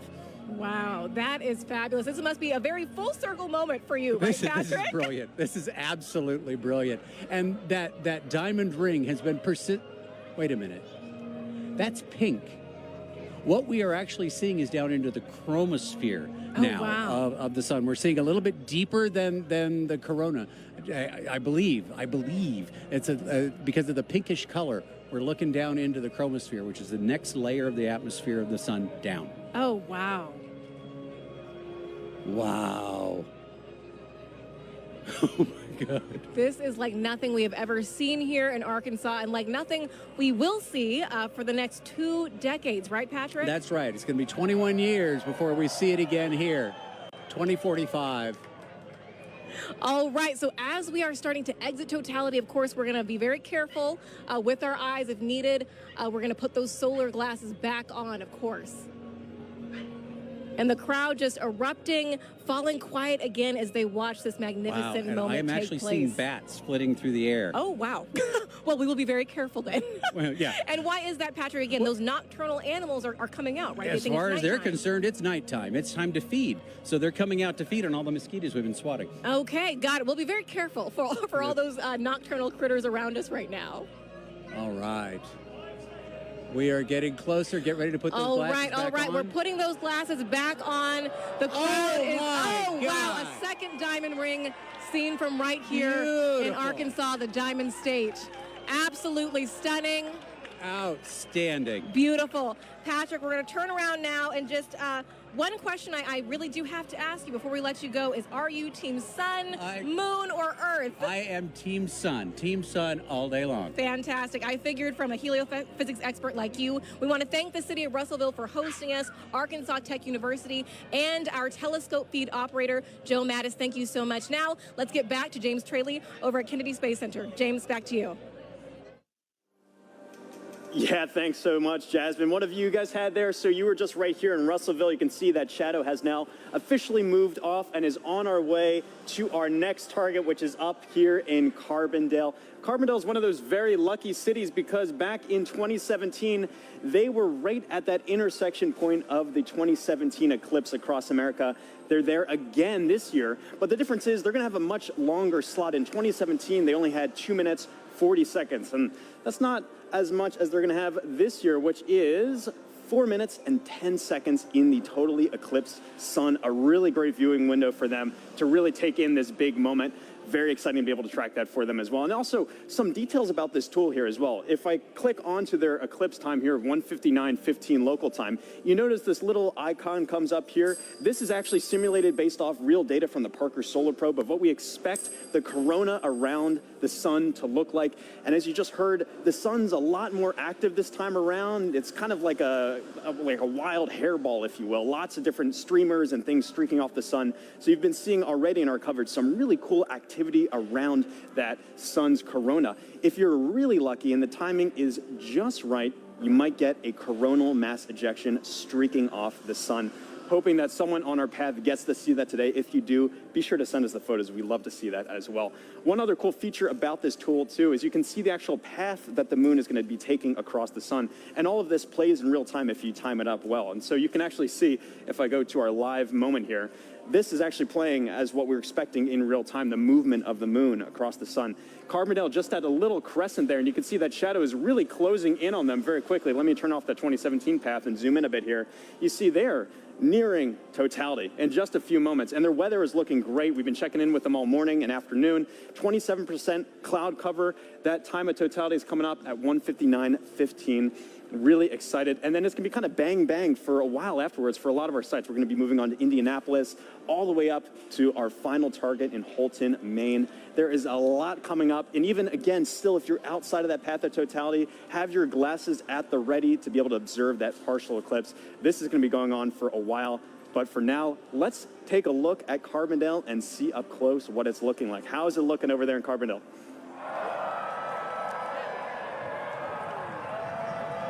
Couple more minutes. Well, the crowds are going nuts here in Carbondale at SIU at Saluki Stadium. Bob Baer is with us, and Bob, it's amazing. I'm afraid to look up. I know it's not quite ready yet, but tell us, what do you expect here for the eclipse today? Good weather. It's good weather right now. We have high clouds, so totality is going to look just a little bit fuzzy to us, a little bit hazy, but we are moments away from seeing the diamond ring here. This is awesome. Oh, I thought we saw it. I think we got about 1 minute. Okay, 1 minute away. Now, today we're having longer totality. So are you feeling the temperature change? Because I'm already feeling the temperature drop.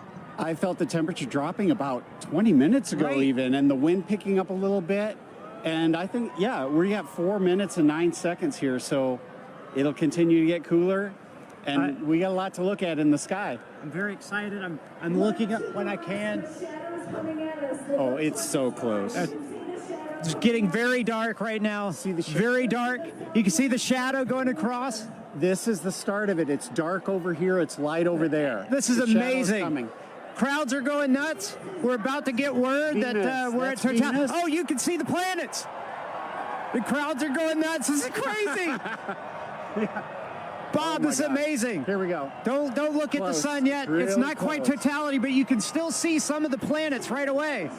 Very close. You got about 15 And the crowd seconds. is very happy. Shadow bands. Oh, total darkness here. This is incredible. Oh, wow. There it is. Diamond ring. Diamond ring. Wow, it's amazing. It's amazing. That is awesome. Look at that. Oh, and Bob, that's amazing. Wow. Jupiter. Complete totality. I see Jupiter. Oh my gosh, that is gorgeous. Wow, this is amazing, Bob. Wow, that is huge. So we have some prominences. I think we want to go look through the scope. Go through it, look through the scope. I'm going to walk over with you as you talk through the scope. We are right here at one of the telescopes that we have positioned here. Bob is looking through with the naked eye and going to give us some feedback on that. Maybe some prominences we're seeing. What's amazing is how dark it is compared to 2017. Much darker, a lot more astronomical features. We have seen Jupiter, and I believe what planet is that, Bob? That's Venus to the right. That's the Venus. Can't quite see Mercury. I think it's obscured by those light clouds. Yeah, up light there. clouds. But 360-degree sunset around us. This is amazing. It's going to get darker. It's going to get darker. It's going to get darker. Wow, this is already pretty dark. We are not in the middle of the shadow quite yet. Wow. Did you see it? Yeah, timer started. Okay, 2:46 to go. Okay. Yeah. All right, so we're getting some live data from the team here. I tell you, it's really impressive, Bob, because... Oh, my gosh, it's getting better. See that prominence at the bottom Yes, at the bottom, there's a prominence. I see it. Wow. I keep looking I for can't believe the Mercury, clarity. It's so much darker than 2017. It's gorgeous. And what's awesome, we have 6 telescopes running back here, That's capturing awesome. data, streaming this. And that's a big important part here. This is not just capturing image to share with people watching the show. You are actually capturing scientific data that can be used by scientists everywhere. We are, and we've seen totality across North America so far in Mazatlan. Now we're experiencing it ourselves, and we'll experience it after this on the Jumbotron from the other dev sites. It's like the most amazing eclipse train you could ever ride on. Wow. This is a bit better than 2017. Without a doubt, without a doubt. No cloud. And you know what's interesting is the crowd is quieting down. They seem to be experiencing the moment, taking it all in. A really special moment here. Look at that. So we must be getting close to the center. Where are we at? 2 minutes? So 1 minute, 30 seconds. The corona's looking brighter because our eyes are adjusting now. I mean, that is amazing, Bob. And how much corona you see. I mean, like just last time I didn't see that much. Visually, oh, there goes a bat. See the bat flying over the crowd. Oh, yeah, we talked about the animals. Now we see them becoming active. We found a Luna moth earlier as well. But that corona is about 4 times the diameter of the sun. That is massive. That is amazing, Bob. And I'm really curious about that prominence at the bottom. Have you looked yet, Blair? You have to look. I haven't looked. So take a look. So Blair's looking through the scope now. Oh my goodness! Totality. No, that one right at the bottom is significant, Bob. It looks like a coronal mass ejection, but don't fact check me on that because I'm just a novice. But there's actually two on the Bob. You got to look at that. There's two. Look at the 30 seconds. William. 30 seconds left in totality. Jump in there. Take a look. It's great because we have telescopes out here for people to look at and actually see total eclipse through it. Corona.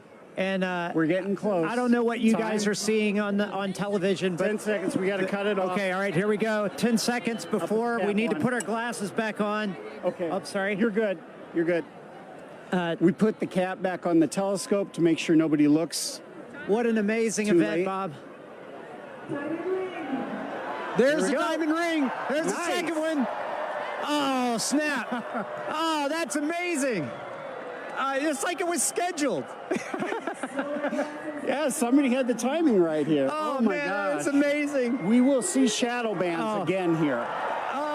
You hear the crowd. Everybody's excited. There we go. What an amazing moment here at Saluki Stadium. Oh my gosh. With Bob Bear and 10,000 fans, all loving every moment of it. Bob, some final words. Well, I think we just had an eagle fly over. Okay, but incredible. Well, that's one of those things you said. We saw animal reaction. We heard it. We felt it. It was wonderful. So we got to keep an eye out for shadow bands. We're going to see them again in about 1 minute on the ground here. Okay, so we'll keep looking for those shadow bands on the ground, but I got to tell you guys back at the studio, I know you guys have seen eclipses already. There's still some to come, but what an amazing moment. Back to you guys. Good weather all the way to the end. Thank you, Blair. We are in Indianapolis. We are almost at totality. With me, I have Nikki Rail, the Associate Director for Flight Programs for the Heliophysics Division, and Denise Hill, NASA's Outreach and Communications Lead for the NASA Heliophysics Division. You guys, let's get our glasses on. And you can hear the crowds start to roar as everyone gets on their glasses. We are so close. Ladies, what are we seeing right now? I mean, just the ambiance of this moment. It is beautiful. We're just seeing a really small crescent, but the light all around us, it's so dusky. And I'm just odd. It is. I'm feeling a temperature drop already, which I can't believe. It's feeling cooler. The crowd is starting to go wild. Yeah. We're still seeing the Here we crescent. go. Here we go. Getting All close. right. We are so All right, close. and the best soundtrack you could possibly ask for in the background here. Absolutely. Oh, we're so close. Okay, just a little bit left, and you can really hear the crowd taking here we over. go. They Starting to go cannot wild. be Here more we excited. go. Yeah, here we go. There we go. We're so close. Here we go. Almost. Almost. We are so close. And we... Oh my gosh, there's that bright diamond ring. All right. Oh, wow, look at that. There it I can is. see the... Yes. Oh my gosh. I can actually visualize the corona. I've always wanted to see that. Wow. Look at that. Fantastic. Oh my God, it's gorgeous. Oh my gosh. Absolutely An incredible sight. amazing. And dark. Wow. Look at how dark it is. Oh my gosh. And you can really see those streamers coming out right now. I'm seeing some bright lights around where we're seeing cratering, and I can see those streamers coming out of the corona. And are those Bailey's beads? Are we seeing any Bailey's beads? We were seeing some Bailey's beads. They're transitioning out a little bit, but yes, those bright light where the sunlight is shining through craters on the moon, mountains and craters. And look at those streamers of the corona. It is putting on a show. Moly. And it is dark. Holy moly. It is dark. I got to take a peek at the crowd right now. Oh, look at the crowd. Oh The my crowd is gosh. absolutely Oh my gosh. going wild. Everyone's got their phone out. It is now safe to look at the eclipse without your glasses. Wow. What an amazing sight. Folks, we've got 4 minutes here, a little under 4 minutes to enjoy this. Wow. And if you were in an open field right now, you'd be able to see a sunset, a 360-degree sunset all around us. Yes, And you I can see a little bit of that You now. can see the light around us a little bit. I have to say, this is my first total eclipse, Denise. This is my first total Incredible to see it. totality. Wow. This is a bucket list moment for me. This is incredible. Really a once in a lifetime, unless you're an eclipse chaser, which I'm considering it. I might become one after this. Yeah. I've quit my job. Yeah. Wow, Oh my fantastic. gosh. Oh we my spent gosh. so long trying to see that corona and to see it with my eyes. Yes. Your own eyes. Wow, just gorgeous. I'm just in awe of being this person on this rock moving around the sun. Yes. I can't even believe it right now. Yeah, and to share this moment together with 50, 60,000 people all looking up at the moon and the sun all at once. It's just an incredible experience for all the folks here in Indy and for all the folks watching. I hope you can take, the amazing energy and excitement from this crowd. What a special moment for the United States. Oh my gosh, did you hear that? Look at this and everybody. Oh, there we my go, goodness. the crowds. Wow. Wow. Okay, so I think we're seeing... Yep, those beautiful prominences. The corona is just putting on such a show right now. It's got my Yes. full attention. Wow. That's all I can watch. Holy cow. We've got some very appropriate music going on in the background Yes. here. This is the best version of getting mooned that I have ever experienced in my life. Don't strain your eyes. Oh, wow. I am just in awe. There just aren't the right words to describe this. I'm just noticing it feels so strange to me right now. Like, I feel the hair on my arm standing up. I feel like it's nighttime and what am I doing? And it was daytime. And actually, folks, we're starting to get some nighttime insects coming out. Yes, we're starting to see bugs. Yeah, we are seeing bugs tonight. It's hard to hear them over the crowd, but I can definitely see them flying. Yes, I think the animals are a little bit confused. Nikki, while I have you, we've got a lot of programs at NASA looking at the sun. No eclipse glasses required. As the Associate Director of Flight Programs, tell me, what can we expect NASA to be sending to the sun in the next few years? We are so lucky in the midst of this incredible time of solar max. We're getting ready to... I'm seeing a diamond ring right now. The diamond ring. Take a look. Take a look. Put your glasses back on. Be safe. That is the diamond ring, folks. Wow. Spectacular. Oh, my gosh. You can even hear fireworks in the distance. Yes. Oh, my gosh. And the light is already starting to change. It really is. You can... Wow. And the crowds are loving it. Hear the crowd just loving every second of it. Oh, what a moment. I love those fireworks. Indianapolis is really pulling out all of the stops, and we love them for it.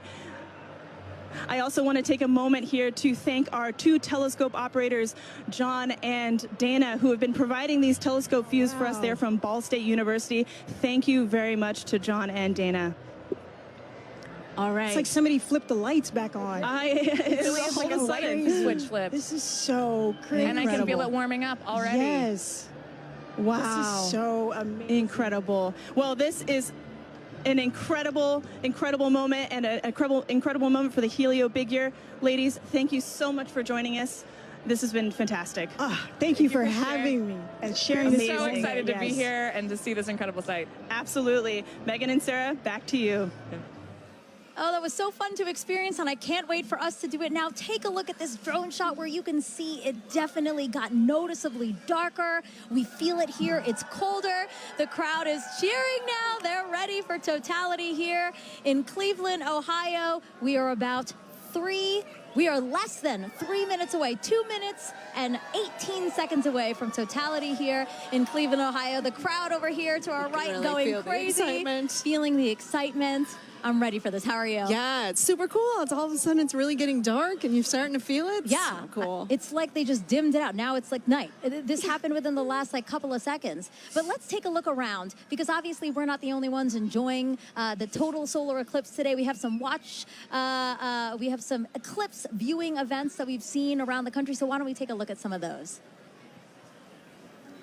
Wow. Oh my gosh. So this So is cool. Times Square. That's the NASDAQ tower. And they are taking our feed live right now. And we're seeing awesome. Cleveland, Ohio sun. They're only going to get a partial eclipse today, but they get to watch our eclipse with us. So. Yeah, I'm really glad that they can do that. Wow, look, that sliver of a crescent just left. It's actually perfect on that building. It's beautiful. The shape of that building, right? And we can see some people in the foreground taking a look, stopping to watch. It's hard to stop in Times Square, right? But they're stopping to take a look at this with us. Beautiful.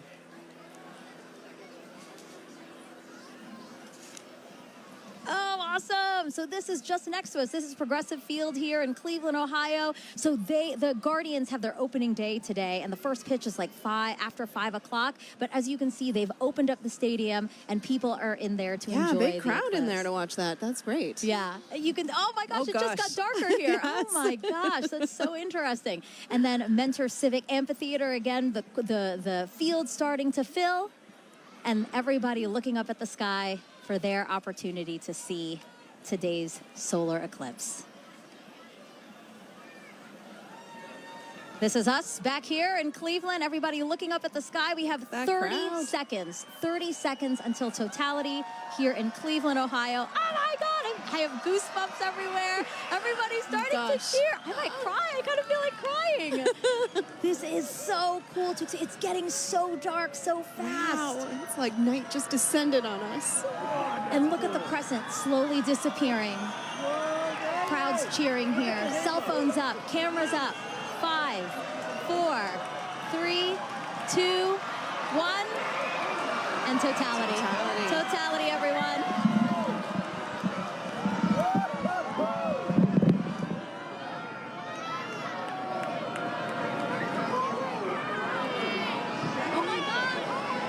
Oh, wow. Oh, my God. I was so nervous. Wow. I know, I wasn't sure because we had some high clouds, but oh my goodness, you can see that corona extending out. Oh, wow. Yeah, the clouds were really bothering me and really scaring me. It did get very cloudy here in the last hour and a half, but we have a great view here beautiful. in Cleveland, Ohio. Yes. Wow, look at the corona. You can hear the crowd. Wow, everybody's got their phones out. Oh my gosh. Wow. You know, I saw pictures of what the shape of the corona might look like from our NASA scientists, and it looks exactly like they predicted. Oh my gosh. Oh, and you can see Jupiter and Venus. Oh yeah, look at that. So Jupiter's to the upper left of the eclipse that we're watching, and just to the right of it is Venus. Venus, yes. Oh, and I see some of those pink protuberances we've been talking about all day. Wow. Beautiful. And again, all around us you see light, but just at the top where we are. 360 sunsets. Exactly, Yeah. exactly. Yes, Indianapolis had described that as well. Woo! We have totality here for 3 minutes and 50 seconds. That is such a luxurious amount of time. I saw the 2017, I think we only had about 2 minutes. So. And why is that? Why does the length of totality differ? Oh yeah, well, because sometimes the moon is a little closer, a little further away. Its orbit's elliptical. And so when it's further away, it looks smaller in the sky, but when it's closer, it looks bigger, and so we get a little bit more extra time. Look at the prominence. You can see it on the bottom. On the bottom there. So pretty. Wow. It's like bright pink. That is insane that you can see it from there. From here. Yes. Just like the power of our sun. I'm truly in awe right now. And cold. I'm in awe and cold. It did drop. It is dropped probably noticeably 10 colder. degrees. It's like, yes. Yes. Looking around to the crowd. A lot of people videotaping it, trying to take photos. It's the lovely backdrop of the Cleveland skyline. Yeah, that's beautiful. We have the stadium right next to us. Oh my gosh. And again, thanking the Great Lakes Science Center and NASA for hosting this event here in downtown Cleveland, Ohio. It's great to sort of join humanity to all come together at once and experience this together with such a great Oh, group look at the of screen folks. right now. Here's a shot of the skyline. Oh, wow, wow. the sky looks on fire. Beautiful. A lot of excitement still here in the crowd. Sarah's just taking it all in. Sarah, you're supposed to be commentating. You're supposed to be saying it's so beautiful. So you can tell that we have some cloud cover, right? It's kind of hazy here, but still. It is, yeah, some high clouds. I was worried about it, but like we can still really see, have a pretty good view here. Wow. And again, this is so rare for people here in Cleveland to see a total solar eclipse. The last time was 1806. The next time, guys, 2444. That is incredible. I hope everybody took the time to come outside and witness this today. Oh my gosh. You can still see that prominence. Again, talk to us about what a prominence is. Yeah, so that pink color comes from the helium in the sort of outer atmosphere of the sun there. Oh, it's beautiful. And it gives off that pink glow. Yeah. Wow. Totality ending here. Wow, there's the diamond ring. Oh! Time to get your glasses back out. Time to put your glasses back on, everyone. That's your cue. Glasses back on. We get that diamond ring. Beautiful. What an amazing experience. My first total solar eclipse. Yes. Let's see what they think about this in Niagara with Daryl Nail.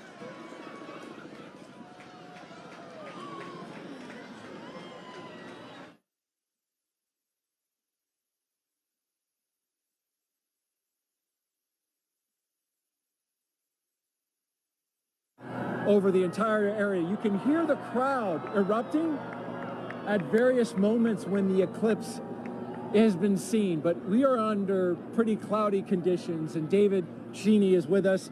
He's a program executive with the Heliophysics Division. David, this is a challenging situation to be in order to try to see this eclipse. We've seen glimpses. We have seen glimpses, so we're basically spending our time staring at the sky, hoping for a little bit of a glimpse of what would be a totality. So right now, the sky has just completely gone dark. You can see all the lights, basically, everybody's cameras and everything else are all making it lighter. And it's gotten significantly colder as well, just over the last several minutes. It's like, it's fascinating to see it go night like this. We've been listening to everybody across the country enjoying totality and seeing it clear. That's not the experience we're having here. In fact, it's so cloudy that our telescope operator, Jessica Bellina, who's working very hard to try to get a lock on it, has not been able to get that telescope feed dialed in because she has to have a view of the sun in order to see it. So we don't have a feed for you from Niagara. What we have is just every once in a while you'll hear part of the crowd, only part of the crowd will cheer because I guess they kind of have an angle through the clouds to see just a little bit. Yeah, and the clouds have really only cleared out enough occasionally to even need eclipse glasses. So for the most part, you have a thick enough layer of clouds that you can see the eclipse without them, and it's just fine. So a lot of us have been able to just take regular pictures with our cameras. Let's take a look and just kind of enjoy the moment of darkness that we're in now. People have come from all over the world to meet. You can see some. It looks like it's a little bit lighter up there. Our spotlights are blinding these guys. Can we turn the spotlights down? So there, look, you got a little bit of an eclipse right there with people watching. So we're just catching little glimpses of things as we look up into the sky.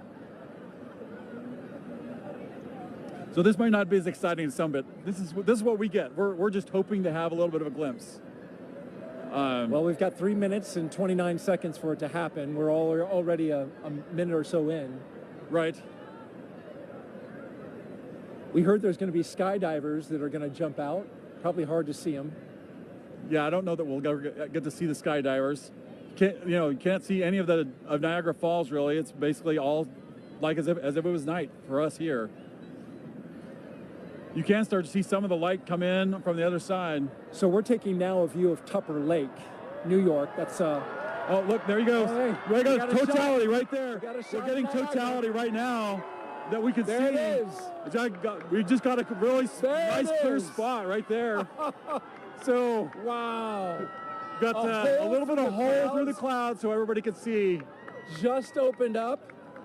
And now that was the roar from the crowd that you just heard, and just as soon as it showed. So yeah, we're continuing to watch the totality that we're getting right now.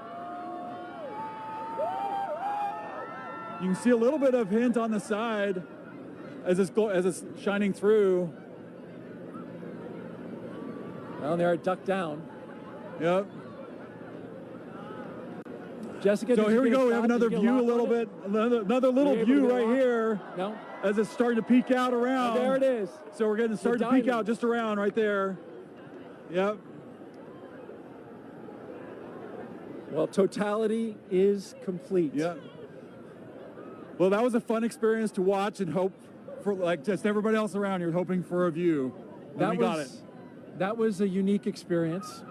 Bring the lights up. And suddenly night is turning into light and day. Yeah, we're getting some light again. Oh, although that's a lot of light. I was worried there for a second that we weren't going to get anything. David Cheney, thank you so much for joining us. Appreciate you sharing this experience. I was really worried that we were going to see something. Fortunately for everybody here in Niagara Falls, we got to see a little bit of the eclipse. And yes, we did. We're starting That was to hear great. somebody cheering now. Thank you very much. All right, you're welcome.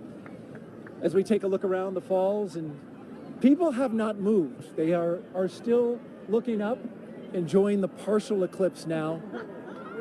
We're going to bring in Jeremy Hansen.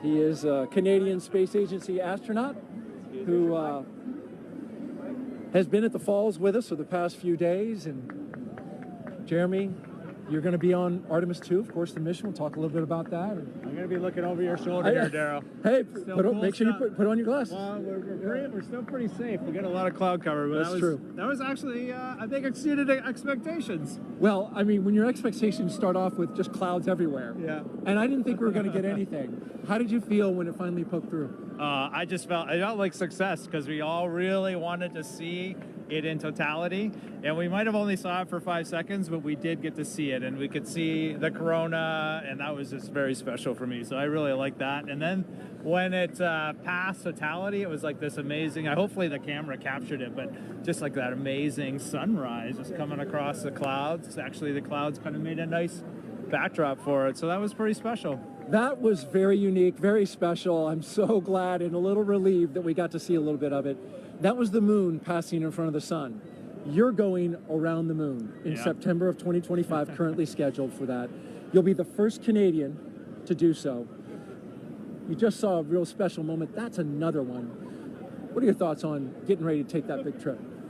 You can imagine I have a lot of thoughts about Artemis 2 and what Reed, Christina, Victor, and I are getting ready to undertake. But if I have to boil it down, a lot of it comes down to pride. I'm really proud of humanity for taking on these big challenges. We're really proud of the United States for their leadership, for creating this opportunity where other countries can express our genius, bring real contributions to the program.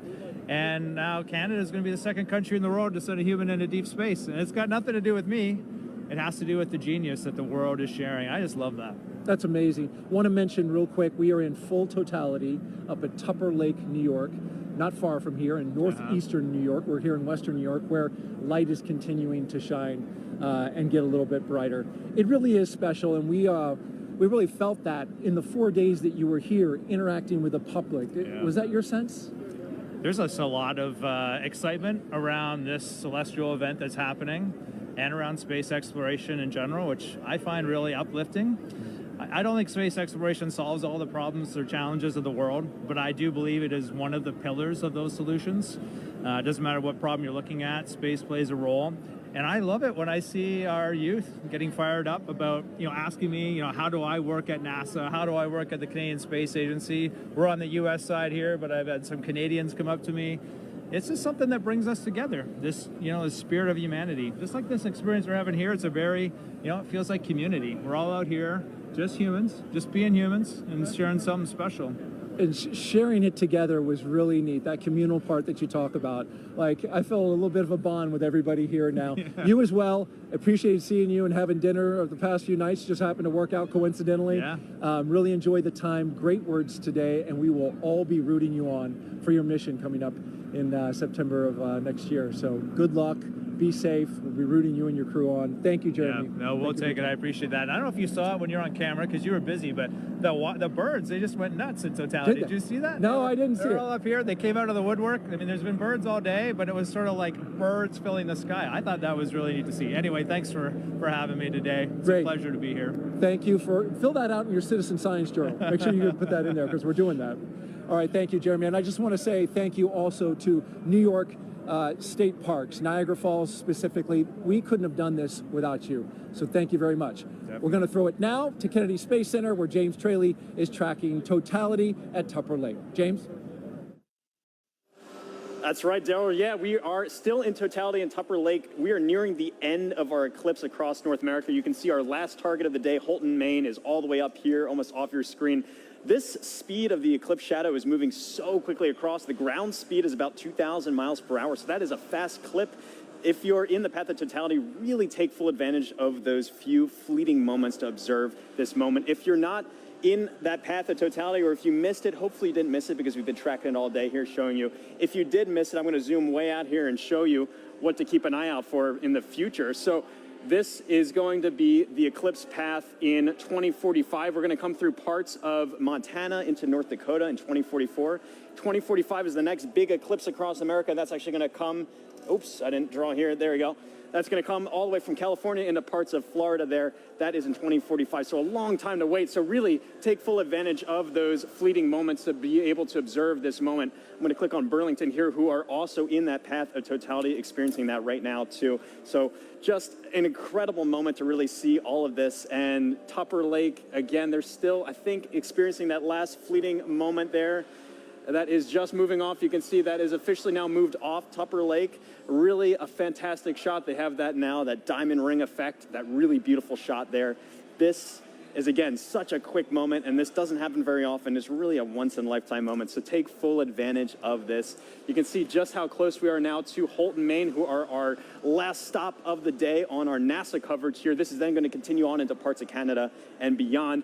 Holton, Maine, they had some snow the past couple days. It seems to have cleared up quite a bit more for them. Really hoping that that holds out for them. They are expecting a duration of 3 minutes and 20 seconds to be able to observe that totality at 3:32:05 local time. Really excited to see that view. You see that shadow creeping so quickly up to them up there. So let's check in with Angelique, who is up there in Holton, Maine. Hopefully it's beautiful weather for you. How's it looking up there, Angelique? James, it is looking awesome up here. We are just a few minutes away from totality. You can hear people announcing it in the back, and people are getting excited, as am I. And here to share in all of that excitement with us is actually Dr. Eric Smith, the program scientist for the James Webb Space Telescope. Eric, it's so great to have you here. Oh, it's great to be here, Angelique. This is really exciting.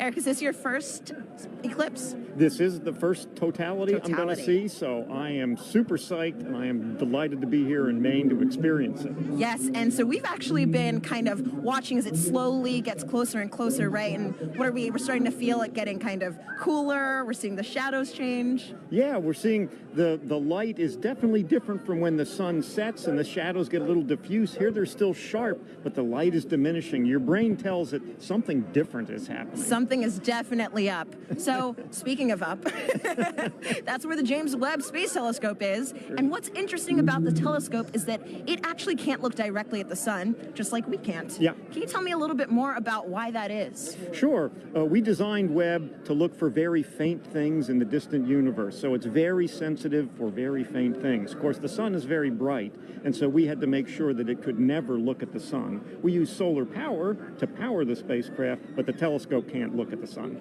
That makes a lot of sense. Now, as it's starting to get a little bit closer to all of the cool phenomenon, the Bailey's beads, the diamond, let's go ahead and put on our glasses. All right. So that we can look up and continue chatting.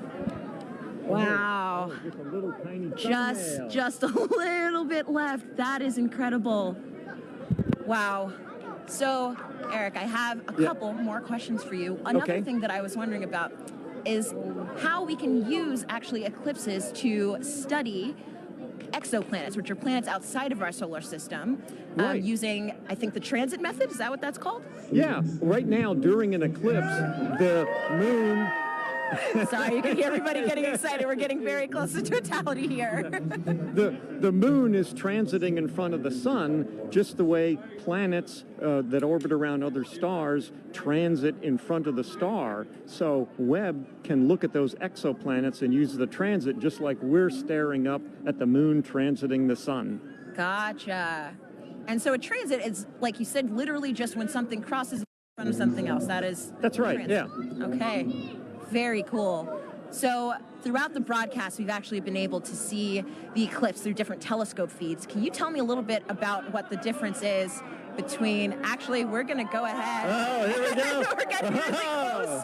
Oh my gosh, it looks like just a few more seconds until we are in complete totality. Oh my gosh. 5, 4, 3, here we 2, go. 1. You can hear everybody cheering. This is incredible. So let's go ahead and take off our glasses. We are in totality now. Oh, you can see the coronal spikes. My amazing. That is beautiful. Incredible. You can see a planet in the sky that you couldn't see before. Oh, wow. And I think, is that one of the, oh gosh, the there's key some word I'm drone. forgetting There's now. a drone up there in the sky, too. Oh, my goodness. Oh, wow. It's incredible. The rays that you can kind of just see coming off of the corona. Yes, yeah. Stunningly beautiful. Yeah, that's got to be one of the most amazing things I've ever and seen. you can see the gradation in the sky color down to the horizon, Oh, too. my goodness. Yeah. I am seeing a bit of that 360-degree sunset. Yes, yeah. That is really cool. It's amazing. Even though we're in the total shadow here, there's still the corona is still pretty bright. It is incredibly bright. You could read by the light of the corona. I think I would have some trouble reading, but I probably could. I could technically read something. So, Eric. Oh, and actually, we have the International Space Station flying over right now. So they are actually seeing not one, but 2 views of the eclipse. They're able to see not just the moon passing in front of the sun, but they're also able to see the shadow of the moon passing over Earth, which is absolutely incredible. I mean, I can hardly imagine a view being better than the one we have right now. But if there is one, it's probably on the space station. It's from the space station for sure. Wow. So, yes, they're able to take some pictures of that, and that is just incredible. Just incredible. One of the things they told people to do if you're far away was to hear how nature changed. And it was interesting here. We're, of course, surrounded by a lot of people just to hear their reaction when we went into totality. It's true. The humans in nature have not gotten quieter, but louder, I would say. But, I mean, you can definitely hear the loudness has a different kind of character to it. There's almost like a, I mean, I don't know if wonder has a sound, but I think this might be it. Yeah. Hushed awe. Yes, hushed awe. That's wonderful. And I can see just one little red, I guess, like protrusion coming down little there. red spots almost. I noticed those too. That's cool. Now there are 2. Yeah. Wow. That is just so cool. Yeah, I like the 360 sunset. It's a little hard to see behind us, but it's... oh, we've got at least one or 2 drones. Yeah, some... our robot overlords. Of course. And so, Eric, I know that, I mean, clearly with the drones, people are starting to get involved in the eclipse, and I know that there are lots of ways that people can actually get involved. One of those ways is with citizen science. Right. Do you mind talking about some of those opportunities, how people can actually... Sure. We had citizen science programs where people could use their cell phones to take pictures during the eclipse. And we're getting ready to come out of totality. We're supposed to put our glasses on. And here we go. But those oh, there it is. Oh, it's peeking out. Everybody is cheering. We have just made it to the end of totality. We're starting to see the sun just peeking back out again. Now just look at the ground. How much brighter it's gotten. It is already so much brighter. That is so wild. That was probably one of the most amazing, but also fastest 3 minutes of my life. Yeah. I wish I could do it all again. Yeah. All right, well, that was incredible.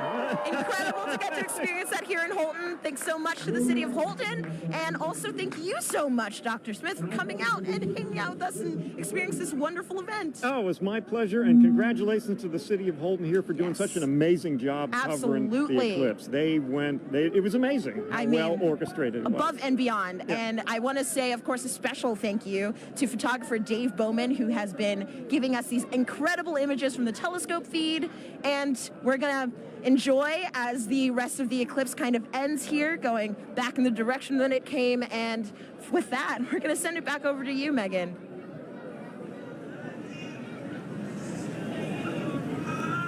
All righty. Thanks, Angelique. So, Gina, I mean, what do you think? Like, we literally have just watched the eclipse travel, what, about 2,600 miles? Going across Mexico to Maine. Yes. In like, what, about 88 minutes? That's right. It's so like that fast. 1,900 miles per hour that the shadow's traveling. I mean, did you have a favorite location? For me, I think between Russellville and Dallas, just getting to hear some of my colleagues and their excitement Take too it was in. amazing. Oh my goodness, yeah, no. So, I don't know, I have to be a little bit biased. We did have some cloud cover here. We did. But to see it with your real eyes was just... And we had that moment, which was... We did, yes.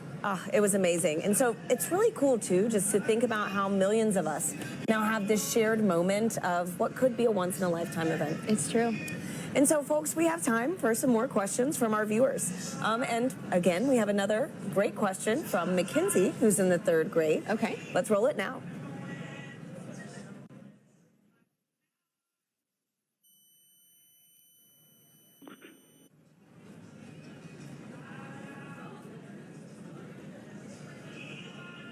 Hi, my name is Mackenzie. I am in 3rd grade. My question is, what is the difference between a lunar eclipse and a solar eclipse?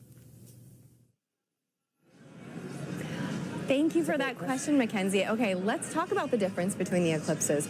Now, the solar eclipse that we had today is when the moon crosses between the Earth and the sun. But we also get lunar eclipses, and a lunar eclipse occurs when the Earth crosses between the moon and the sun. So it's really about where the shadow's going. Today, we have the moon shadow projecting on the Earth. During a lunar eclipse, we have the Earth shadow projecting onto the moon. So that's the main difference there. That we just saw, too, those incredible views from space, That's you right, know, from to the see space that station. second perspective view. And Yeah. so I've got another question for you right now. It's going to be Eli on Reddit, who wants to know, there are quite a few solar eclipses in the world every few years. So why is this one scientifically interesting?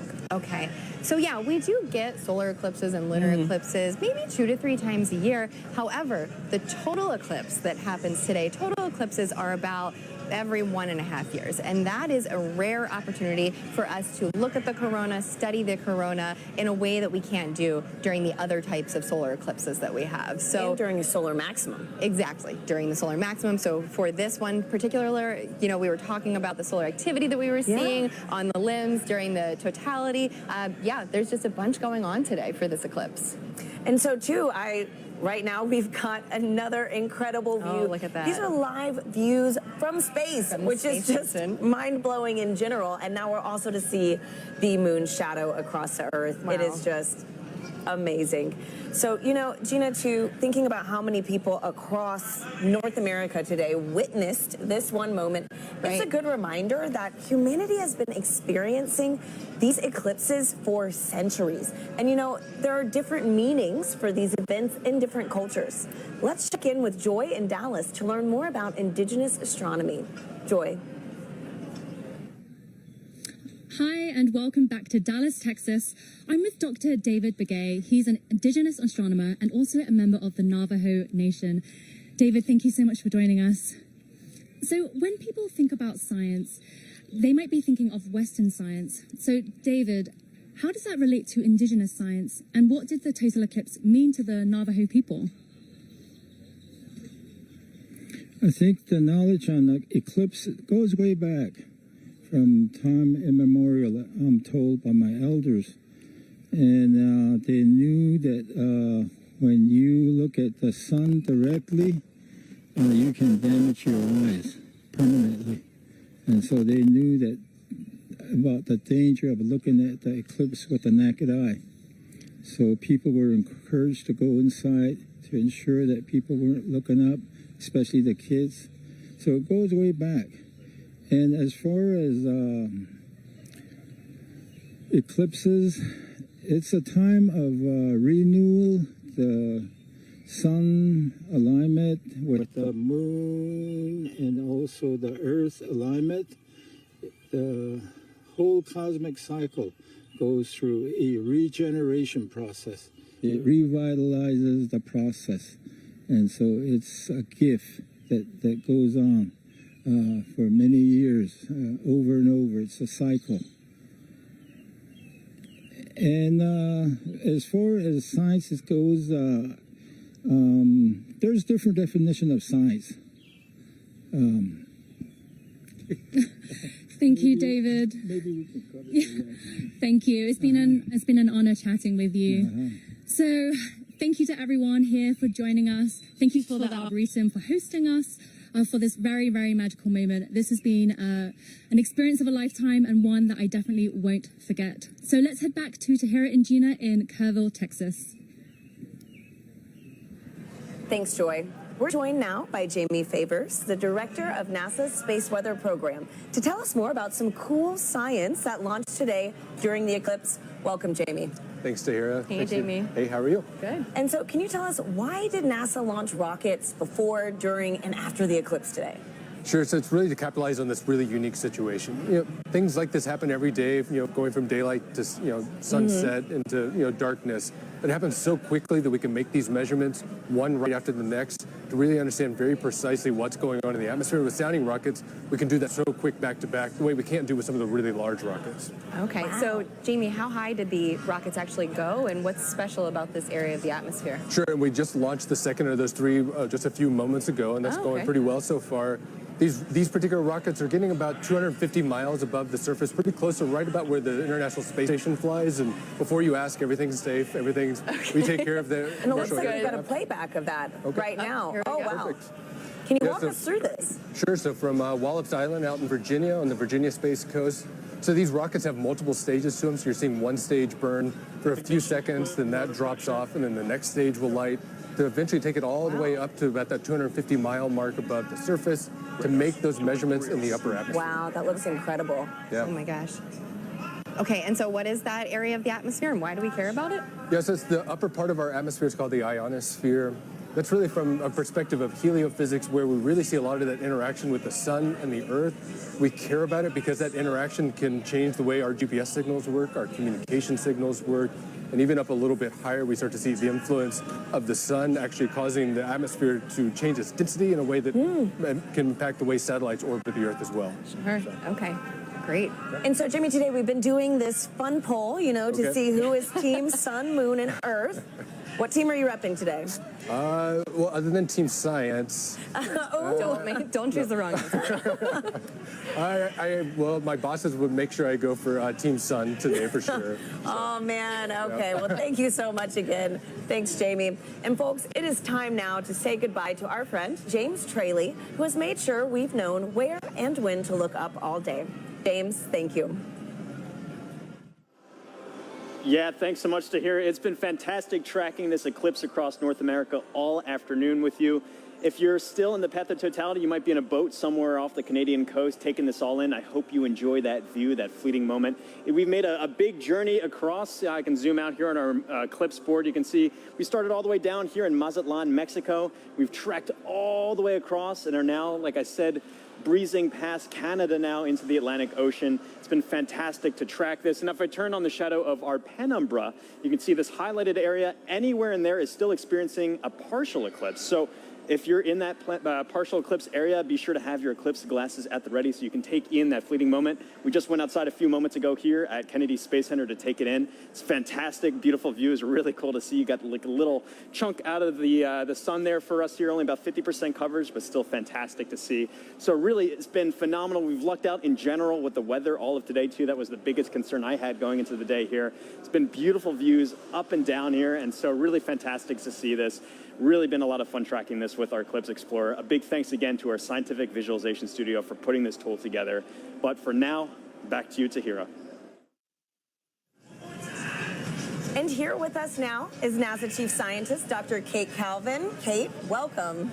Hi, Kate. Hi, nice to be here. So happy to have you back here again. I know we had the pleasure of sharing the stage together for the annular eclipse. Right. Now, with today's total solar eclipse, can you tell our viewers what would you say is the #1 takeaway from today's events? I would say the #1 takeaway is that our universe is beautiful and understandable. We all got to experience this together today. I love We could this, predict when it would happen, and we did a lot of science today. That's great. So speaking of the science that was conducted, how does that fold into kind of the greater science that we're doing with NASA in the future? Yeah, so we did a lot of science today, and a lot of it really complements science that we do all of the time. So one of the things we were really looking at today was the corona. The moon blocked out the sun so that we could see that part of the sun's atmosphere. But we also have a mission called Parker Solar Probe that's orbiting closer and closer to the sun so that we can study the corona with that.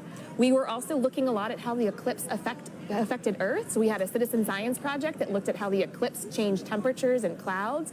We have a mission that launched 2 months ago that's studying clouds all the time, a mission called PACE. Awesome. It'll tell us more about oceans and atmosphere on here on Earth. And one of the other things we do is we develop instruments called a coronagraph. So the moon blocked out the sun today so that we could see that corona, but we can make an instrument that does that. And so we have an upcoming mission called Nancy Grace Roman that's going to block out the light of other stars so we can see what's flying in here around them. Amazing. So much going on for the sun at NASA, honestly. Right. And I understand that the Heliophysics Division has a big sun celebration going on right now, the Heliophysics Big Year. Kate, could you tell us how we could get involved in this and really just celebrate our star? Yeah, this total solar eclipse was just one event in a series of this Heliophysics Big Year, working towards Parker Solar Probe's closest approach to the sun. And we have a lot of activities where you can engage in our science and learn more about the sun. And if you want to know more, you can find us on social media at NASA Sun. Fantastic. Wonderful. Thank you so much, Kate, for being here with us. It was really special to share this moment with you. Thanks, Kate. It's nice to be here. And Gina, this has been an honor. I mean, my goodness, to have the annular eclipse with you, then to share this total solar eclipse with you. I know. Thank you so much. And do you have any final thoughts? This was amazing. Annular was great, but to hear the energy here. The total was so just great a whole nother level. Both of you, Yeah. Once again, thank you for having me. Absolutely. And a big thank you to the city of Kerrville, Texas, the Parks and Rec team, and all the people that made today's incredible event possible. I also want to thank our telescope operator Catherine Troach, for those great views of totality here in Kerrville. Folks, that is a wrap from Kerrville, Texas. Back to you in Cleveland. Thank you to Hira and Gina, and also Kate Calvin. And now check out who we have here at the host desk, the Pastronaut himself, Josh Dobbs, who just signed on as quarterback for the 49ers. How do you feel about that? I feel good.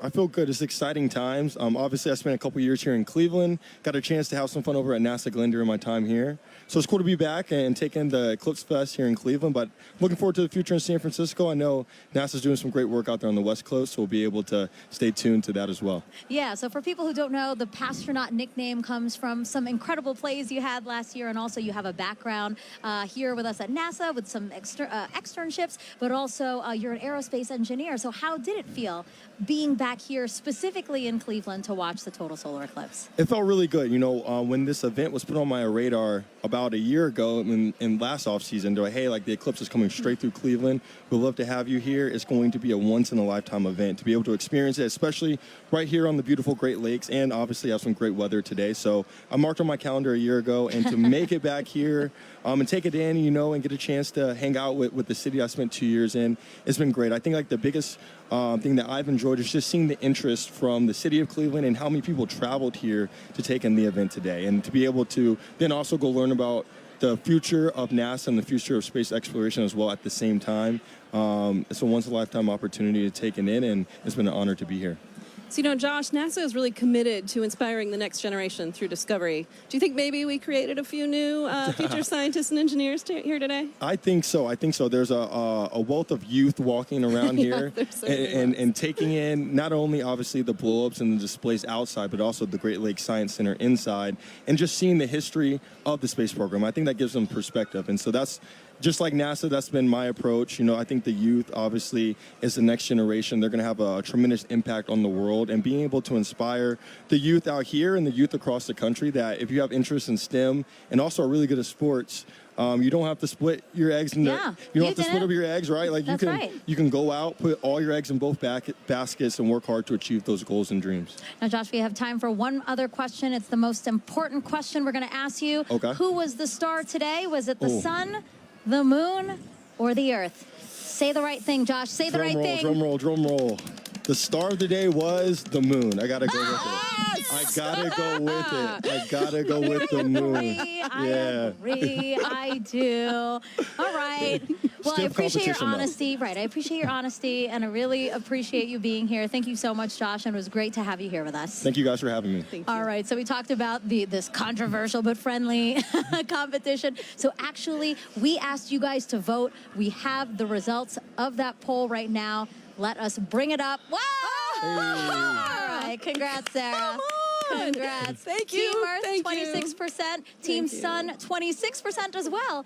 But Team Moon, 48%. Congrats, Team Moon. Go today. Team Moon. All right, again, thank you to everyone who participated. We were the real winners of today, though, those who got a show. But we're going to send it back over to Indianapolis for another really important interview.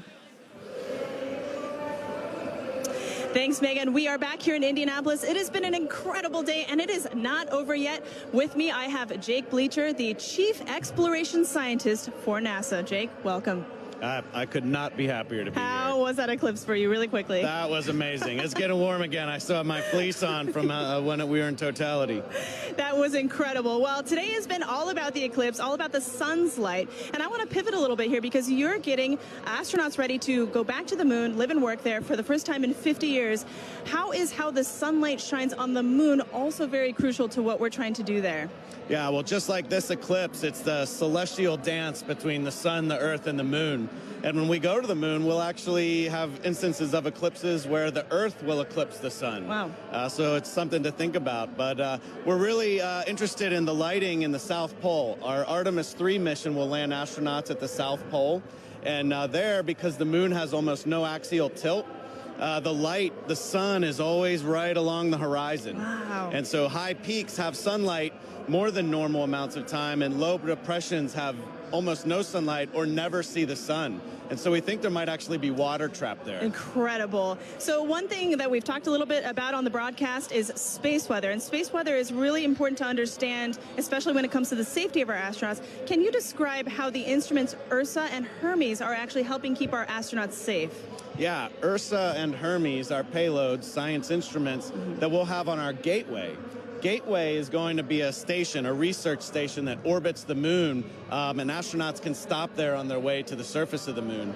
And these payloads, or these science instruments, will be there to basically detect what the solar weather is like, what we call space weather. So that radiation that our astronauts will live in when they're actually there. So understanding your weather is the best way to be prepared for it. Absolutely. Well, you've given us a lot to be excited about. Jake, thank you for being here on this incredible day. I would not have missed it. Well, folks, that is all we have from Indianapolis. Thank you for joining us. It has been a wild ride, pun absolutely intended, and we've had an amazing time. So from all of us here, back to you guys. Thank you, Lauren. I did enjoy your pun. And now back here in Cleveland, we are joined by Jimmy Kenyon, director of NASA's Glenn Research Center. Thank you for joining us and for hosting us, really. Absolutely. Thanks for having us here. Well, so yeah, Glenn Research Center is right here in Cleveland, Yep. just down the road. The only NASA center in the Midwest, the only one in today's path of totality. Literally everything aligned for us to get a great show here. Absolutely. And it has been such a great show here. You could not have asked for better weather. And it's springtime in the Midwest. That's always a little bit of a debate, but you could not have asked for better weather. What a great outing. We're here with our partners at the Great Lakes Science Center, and which hosts our visitor center, so where the people are. And, Yep. and just a great opportunity to have everybody here and connect them with what we do. Yeah. Yeah, you hosted this wonderful 3-day event here and invited the community and all your visitors in to come and explore and learn a little bit about Glenn. Why was that important to you?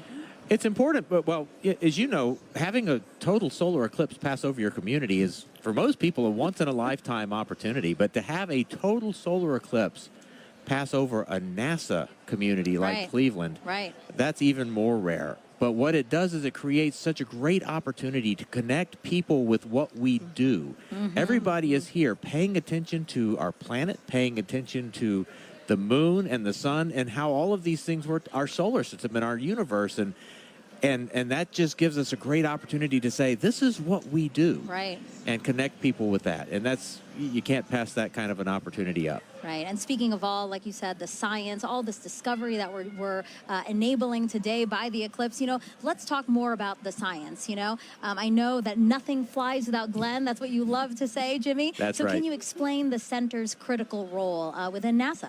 At NASA, Glenn, we work on aircraft propulsion, spacecraft propulsion, power for both aircraft and spacecraft, communications.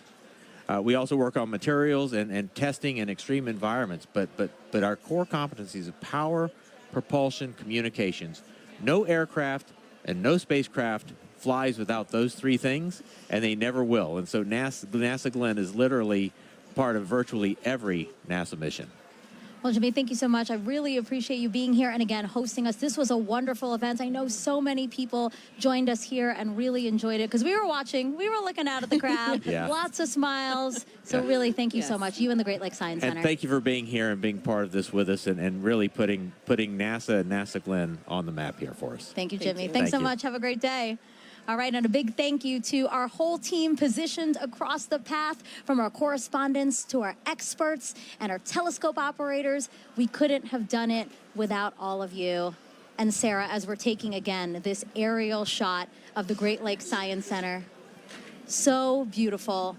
Such a wonderful way to experience my first total solar eclipse, and I hope you had a good time too, because I know this isn't your first total solar eclipse. No, this is my second, but it was really great and special to be able to experience it with you and all the folks here. Yeah, we did notice that people right after, though, people were like, whoa, they were trying to get out. There's a lot of really fun events happening in Cleveland, so there's a lot of people in downtown. So I hope that they took some time to look up today and really enjoy what they saw. Yeah, and not only all of the great views that we had, but we also really did some cool science today too. Yeah, really, really cool science. And actually, yeah, let's talk about that. NASA's heliophysics big year isn't over yet. We had the annular eclipse, then we had the solar eclipse, and now talk to us about what's happening in December. Yeah, coming up on Christmas Eve, in fact, Parker Solar Probe will make its closest approach to the sun, 3.9 million miles, which still seems like a long way to me, but apparently that's actually pretty close. Yeah, I can't believe that's happening. Again, just that it's all, we've been saying this all day, aligning. Everything is aligning for us to have a beautiful show. And so, yeah, Sarah, again, thank you so much. We watched this together, race across Mexico to Maine in only an hour and 28 minutes. And again, we have so much more to look forward to. So we hope you all stay with us as we continue studying our sun and how it affects us, from all of us here at NASA, where we make air and space available for everyone. Thank you for watching, and enjoy the rest of your day.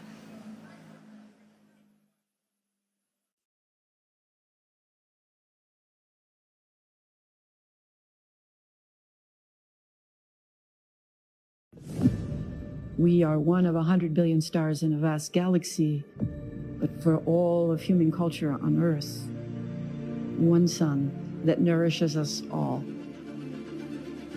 That is what stirs humankind. That's what unites us.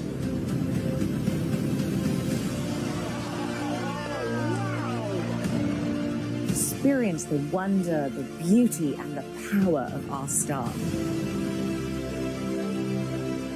One sun across space, time, and culture. Let us continue the quest to unfold this universe. And let us continue to find unity in our discovery.